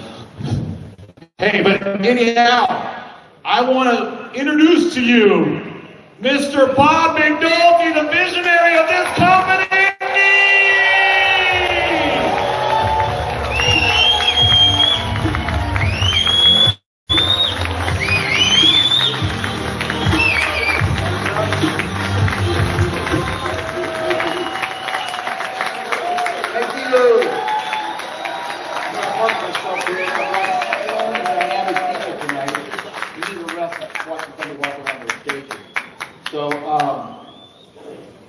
Everybody standing. Don't sit down yet. Don't sit down yet. You have to do something I want you to do. So, you know, we're in the Me Too movement, so I have to be careful, right? So, but I want you to do something that's really cool. Turn around and grab somebody, give them a hug, tell them you love them, or shake their hand. Real simple. Let's say, everybody give it up. Come on. I'm scared, my friend. Here you go. Give it up. Good. Like it.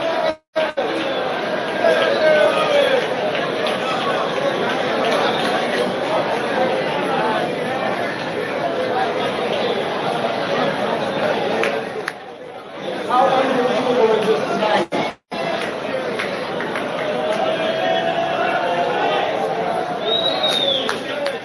Quick, sit down. Quick, relax. This is unbelievable tonight. The speakers, the people we have here, our business partners, Kyle, is phenomenal, a great company. We had 10 meetings with you guys over the last 3 or 4 months to put a deal together. Nick is just phenomenal, man. This guy is so cool. My son came over. I think he's got a 63 Chevy pickup. And I saw you have a Ford, like a 58 or 59. So my son's there. They're both the same age. They actually went to the same high school. And then Nick says to my son, hey, let's go drag race in the parking lot. So they both get in their truck and they drag race. I didn't even know it till tonight. Nick says, yeah, Red beat. So it's very cool. So you have all these diverse people in your business, and watching this grow and talking about our story. You want to cue that up for a minute back there, David? Oh, what's that? Oh, put the mic closer. I don't know if I can make it closer. You guys can hear me? Okay. I mean, I can take this off and talk to you, probably still hear me. So, when I first started the business, I always like to tell the story about our company, how it starts. And it starts before I ever asked the first guy to join this company with me, which is Dave Motta, who put this whole presentation together in the last week. So give it up for Dave. I texted him tonight around 4 to 5, and I said, hey, David, you better get up in the room and get a shower and get cleaned up, and let's go down together. And he texted me back and says, I don't have the time. So he's in his sweaty shirt he's been in all day, breaking his, you know what, put the show on. So this guy's amazing, amazing. So I started thinking about this business model a little over 2 years ago. And how I got cued into it is I really believe in people, and I'm always watching in behaviors of people. I come from the retail business, and retailing is all about people. It's all about customer service, doing 100 things right every single day of your life to satisfy that customer. And then what happened was about 4 years ago, it was with my son, Red, and this is a true story.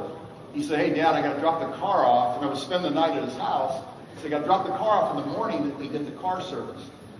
And I said, okay, so make sure you get a car, and I never even heard of Uber, nothing. I had no clue. I was brainless about this. So I said, make sure you get a car to pick us up because we've got to go to Beverly Hills, and we're in Venice. So we get to the service place, and I don't like being late. I'm pretty punctual. We get to the service place, and I'm going, okay, well, like, where's the car? I'm like looking for a town car to pick us up, right? So I'm tapping my foot, and I'm going, hey, Red, man, where's the car? We can't be late because we got a 45-minute drive across town. He goes, oh, don't worry, Dad. And then I really started getting worried, right? So he goes, it'll be here shortly. I said, well, how does he know it's going to be here shortly? He hasn't even got a phone call. And I go, Red, hey, dude, we got to get going. And I'm pointing to the phone, look at the time. So he goes, just cool your jets. So I go, okay. So I said, what's up with you, man? Where's the car? He said, come here, let me show you something. So he pulls out his phone, and he shows me the screen, and there's little moving cars. I thought he was showing me an app, like a toy app or some nonsense, a game or something. And he says, well, our car's right there. I said, what? He says, yeah, our car's right there. See that car? It's going to be here in 1 minute. And literally 1 minute later, his car shows up. And I'm going, wow. And I grew up in LA, okay? So I know the traffic issues, cars, all that kind of stuff. So we get in the car, ride up to Beverly Hills. go to a meeting, get done in an hour and a half, walk out of the meeting. I didn't realize it, but while he was in the meeting, he calls for a car. He sees it's 5 minutes away. We've got 5 minutes left or so in the meeting. He orders a car. We walk downstairs. The car pulls up. We get in the car. We drive back to. It's really amazing. I said, how does this work? So he said, I would never own a car. Why would you ever want to own a car, right? So I had no idea. And then he said, hey, well, just download this app, it's Uber, and start using it. And I started using it, but not too often. And then what happened was, one day I used it, and I saw 2 names on the car. I saw a sticker that said Uber, and right underneath it was this other company I hadn't even heard of called Lyft. And I'm going, what's the first thing about branding you want to do? It's called brand protection. You want to protect your brand. I said, that's not brand protection. You got 2 guys, one guy doing 2 jobs. And you're going like, what's with that? How does that work? So I actually started doing interviews with Uber drivers because I didn't have a Lyft app. By the way, I discontinued my Uber app. The only one I have is Lyft.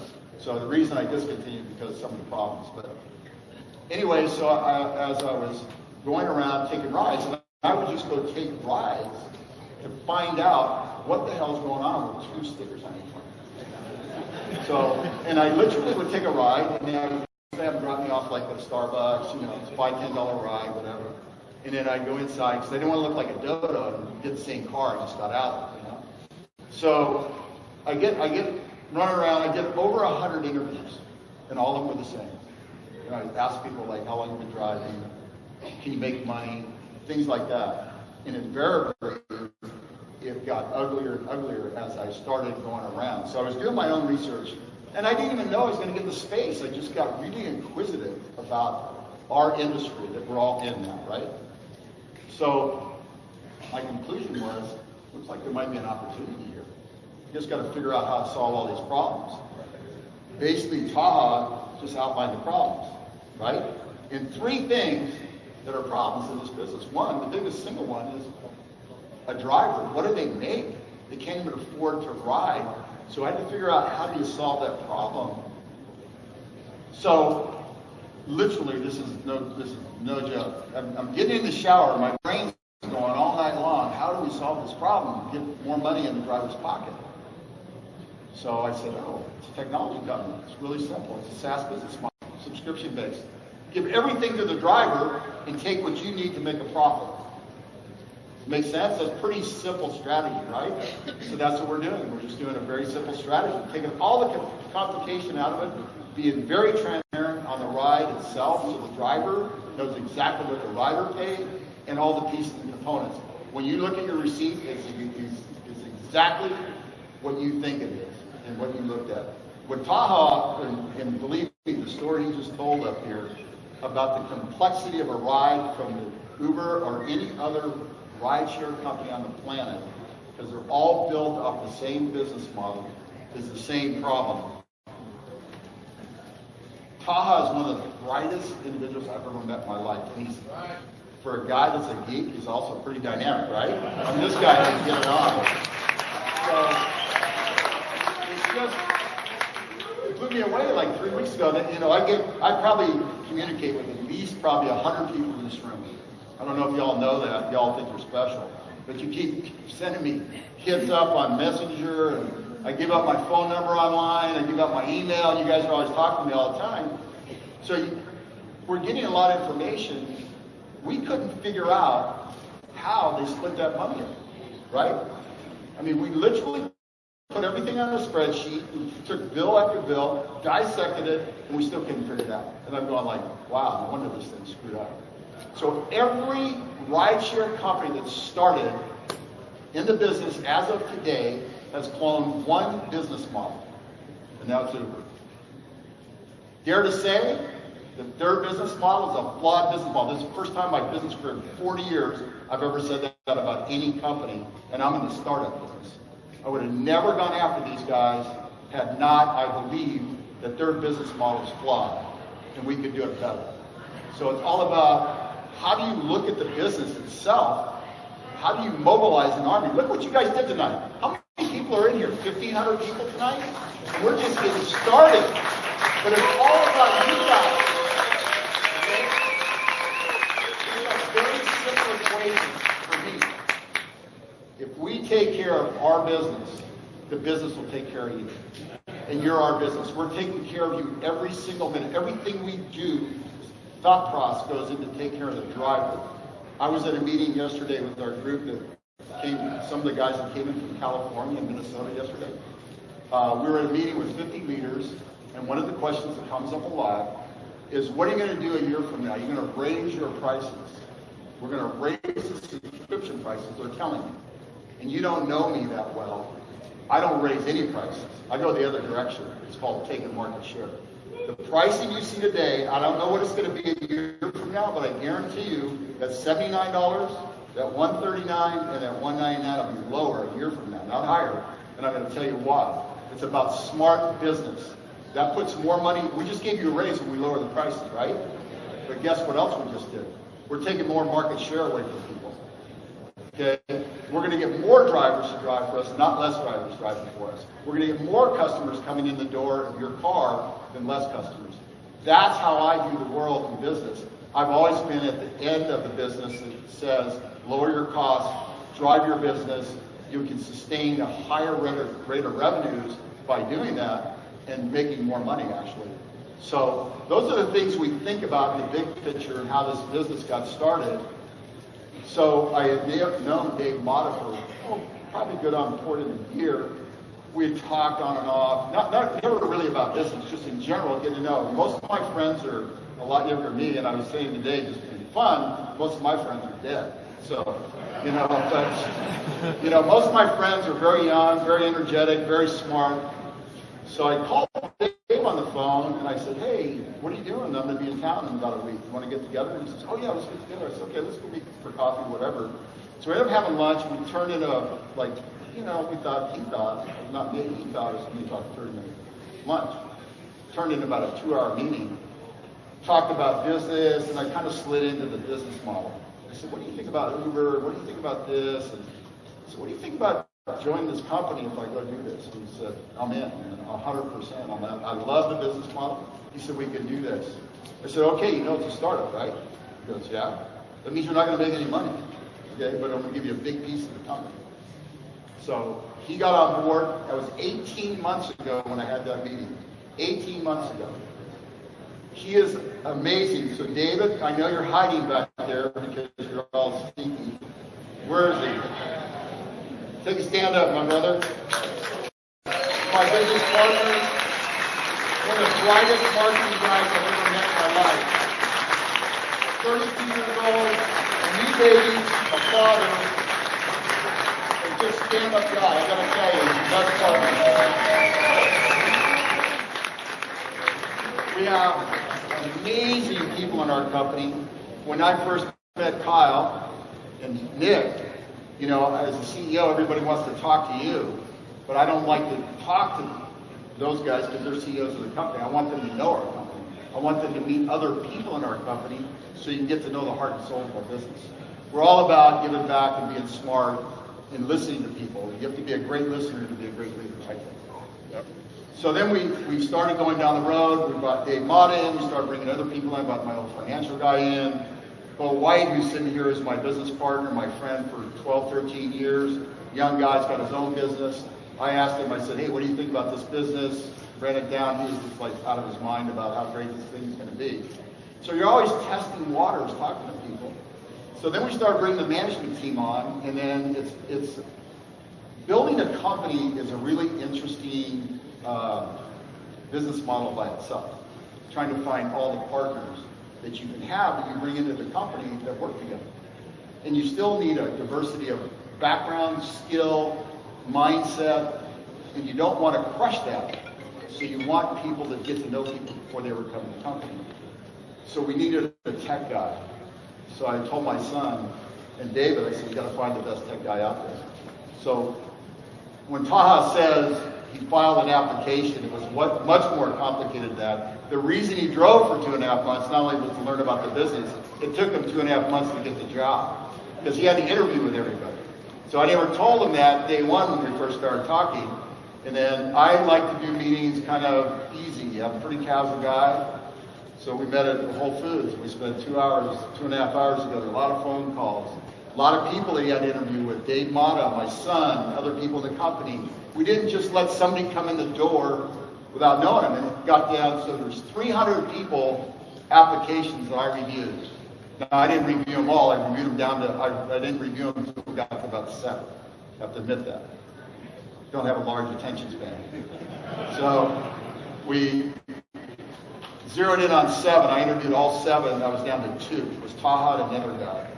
And the other guy was great. He was a little bit older, really, really smart, lots and lots of experience. And man, you know, everybody thought I was leaning towards that guy.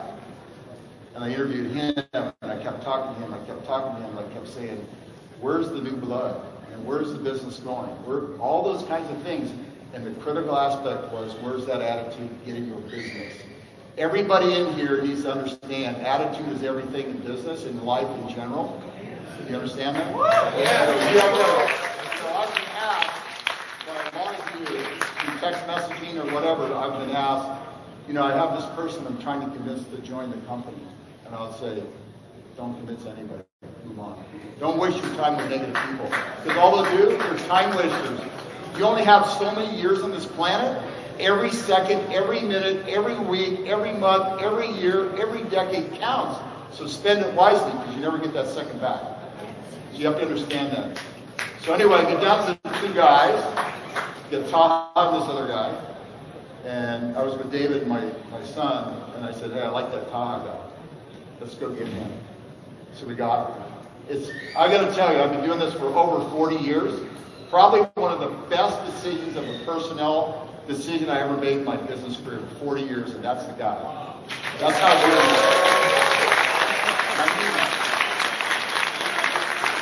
So, that's kind of our story, how we got started and how we got here. I lit the match, the day I was in the shower. You guys have worked on this thing, and we're going to light this thing on fire. It's about you people making our business, and it's ours, great. And you have to understand how to build a business. And with the attitude that we're talking about, you cannot go poke that bear in the eye and think they're going to sit down for it. They're not going to play with us right now, but at some point they're going to have to. Okay? So don't piss, the bear off, meaning the big guys like we were in Lyft. We'll just take our time, grow our business, but we're going to do it better. And pretty soon we're going to crawl. That's what we're doing now. We're going to walk. And then we're going to run. And when we run, we're going to start opening a market a week around the United States. That is how I've been competing with you guys all my business career. When I started my first company, Home Club, we built that from 0 to $1 billion of revenues in 3 years. From scratch. I was the first employee. 3 years later, we had 38 stores doing $1 billion of revenues, and people couldn't believe it. Write articles, hey, they're going to go out of business next week. Yeah, guess what? I don't care what they write. I don't spend my time looking at that. I started a company called shopping.com, same thing. What's that guy know about the internet? What is the internet? What's email? I used to go around trying to raise money. People go, well, what's the internet? You know, I try to explain it to them, but it's like way beyond, you know, for anybody. Even me to really understand it.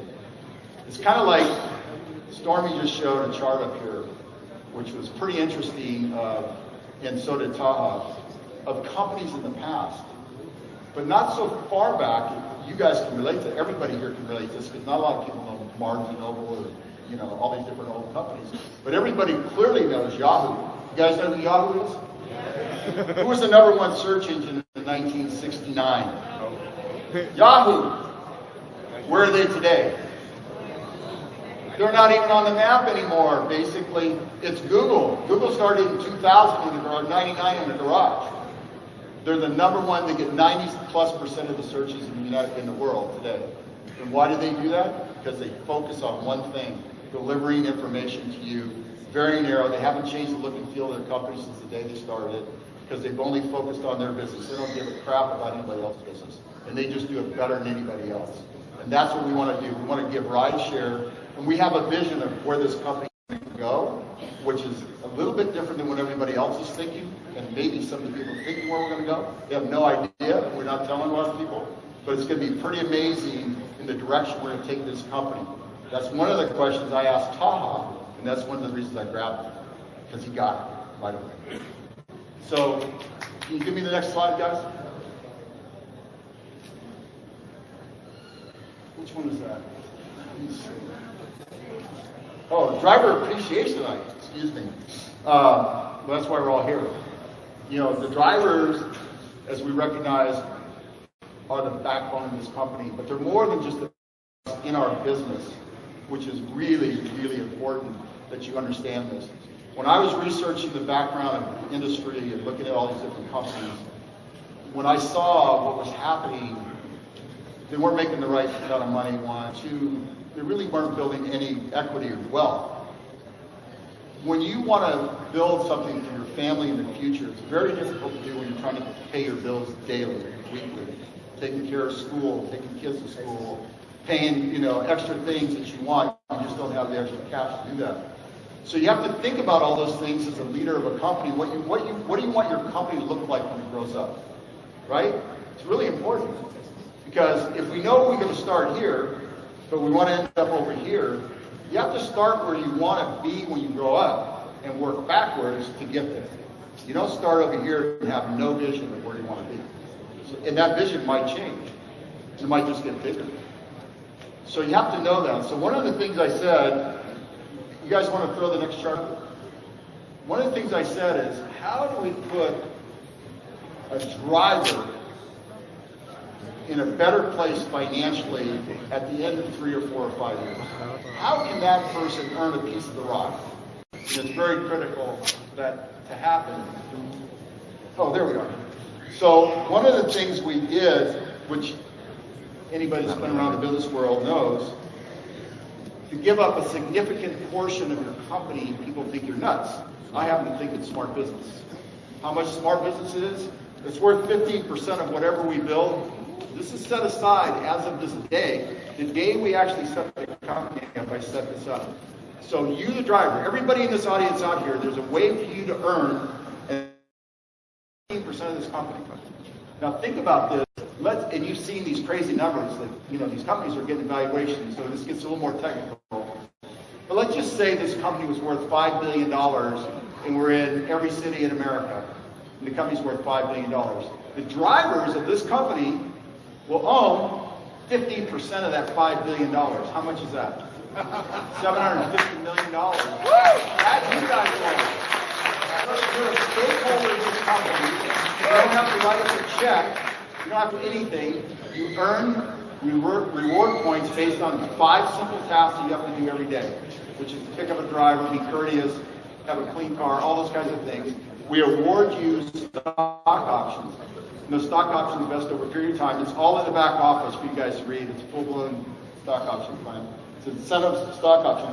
But this is what we think about the drivers from a performance standpoint. So in 5 years from now, you have the rocks, you have a lot more stability in life, and not just working for a paycheck.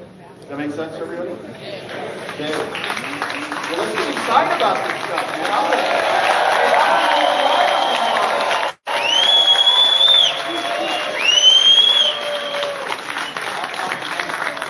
This is the first ride tomorrow. I don't know if we're included in what Taha is doing, but I have 2 amigos here.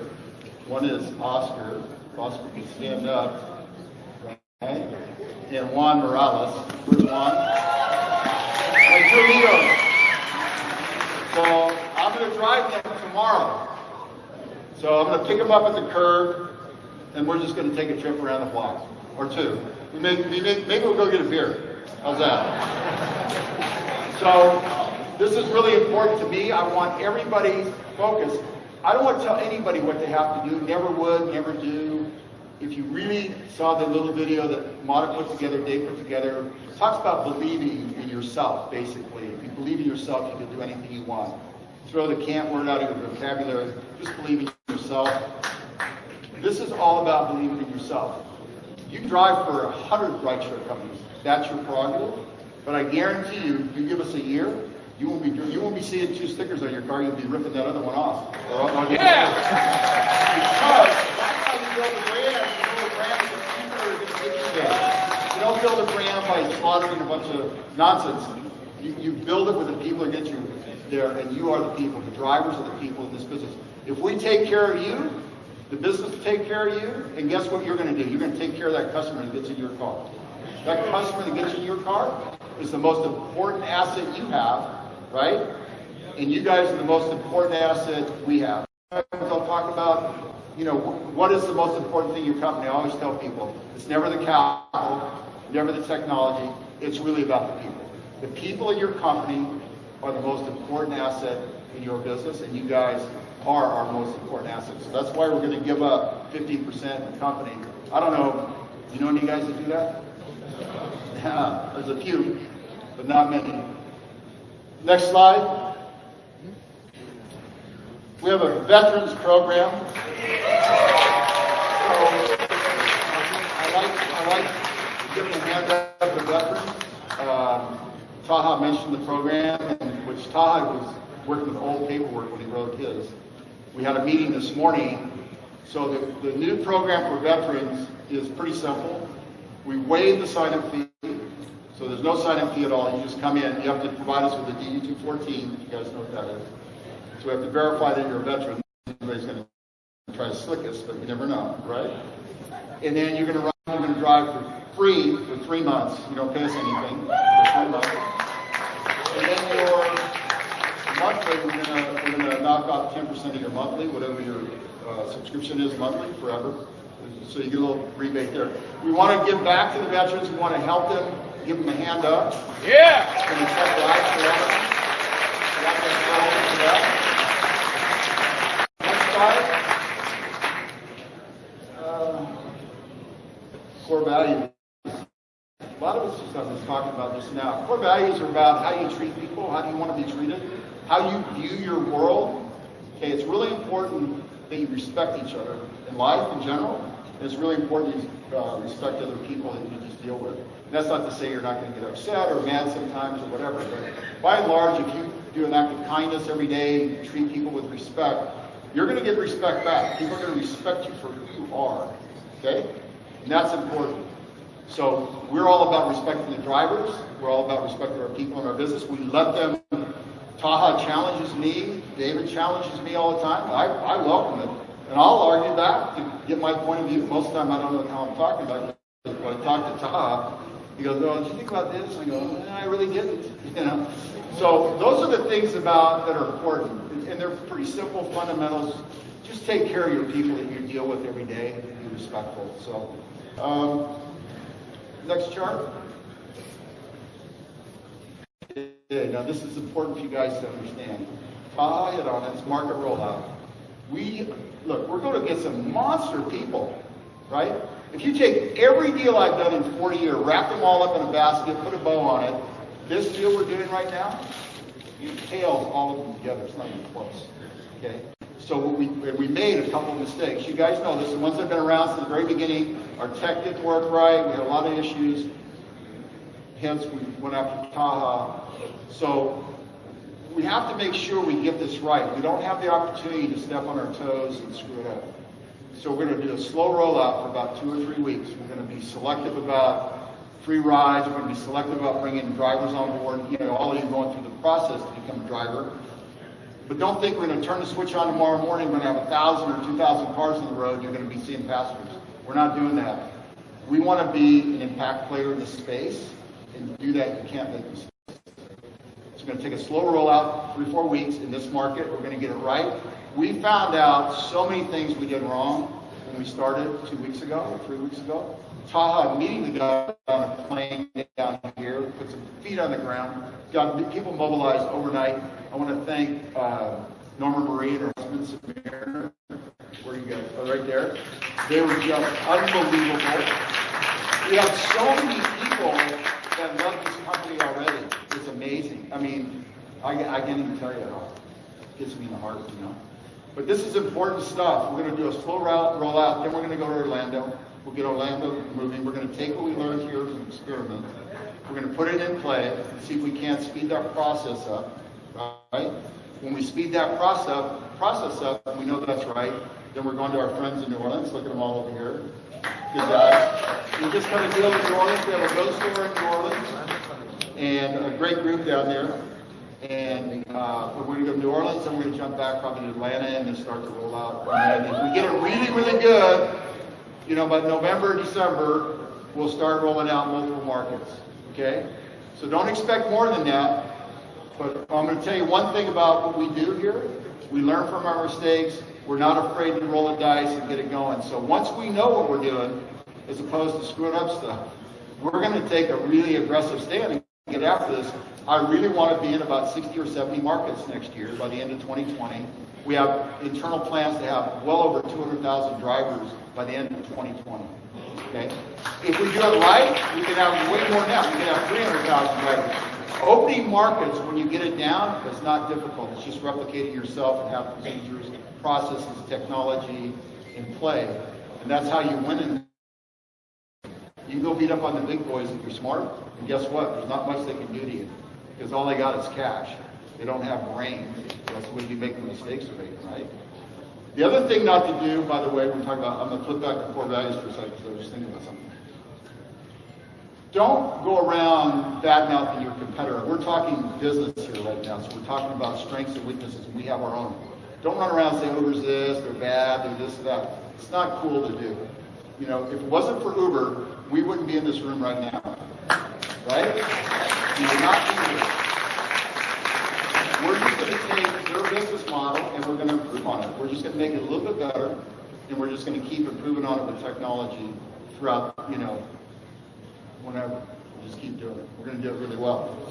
So the market rollout, you guys understand, don't look for great things tomorrow morning. All of a sudden you're going to have, you know, 10,000 riders. We're not going to, it's not the way it works. We've got to really figure this game out. But I can tell you, by before the end of the year, we're going to step on the gas really hard. So, did you guys queue up the little ads? Is that what's on the next chart? Is anything on there? The next chart?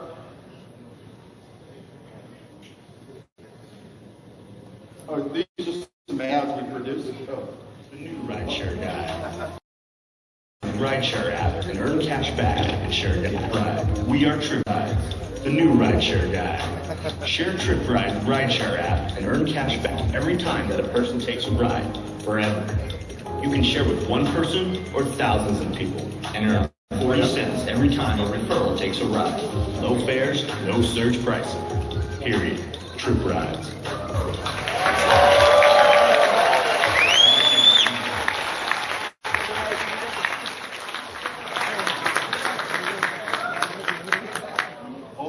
We got 2 more to go, guys.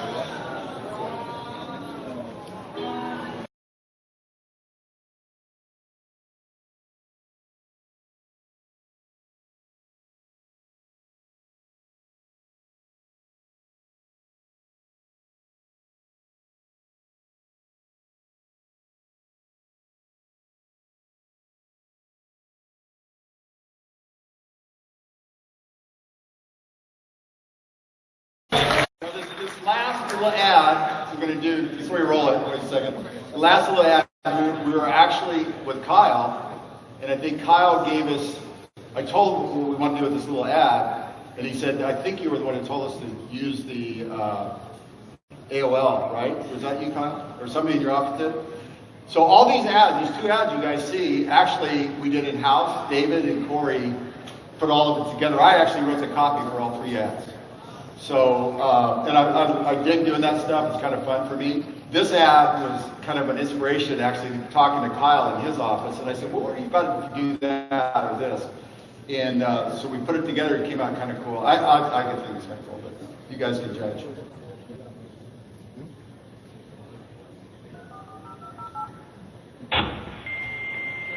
The other rideshare guys. The new rideshare guy, Tryp. One fare, no surge pricing.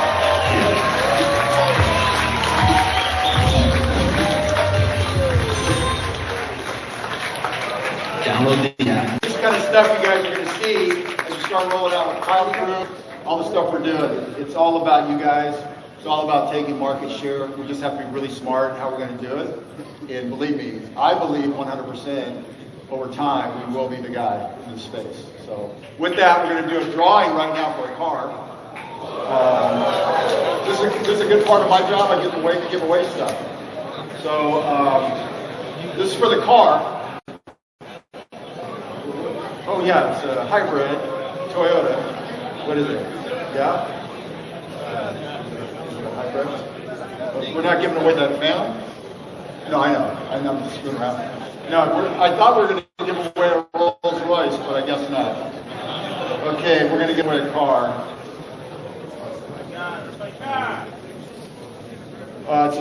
What is included in this is insurance, car for 3 years. We take care of the whole thing for you guys. You don't have to worry about maintenance on it or any of that stuff. Whoever wins this is going to give me a ride. Okay.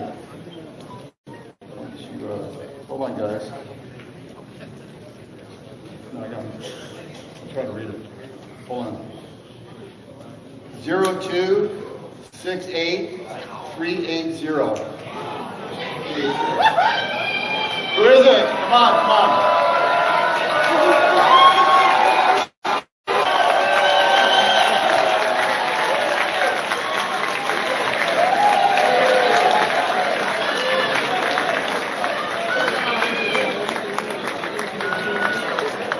Let's check it out. Let's check it out. Let me check it out. Oh no, I'm sorry.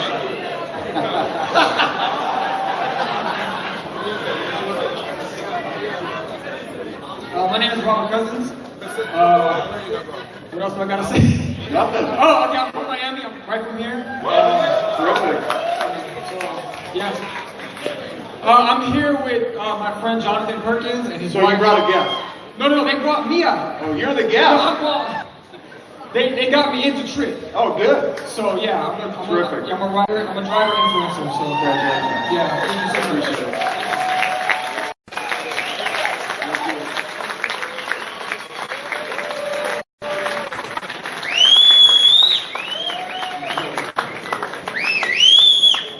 Hey, listen, I appreciate you.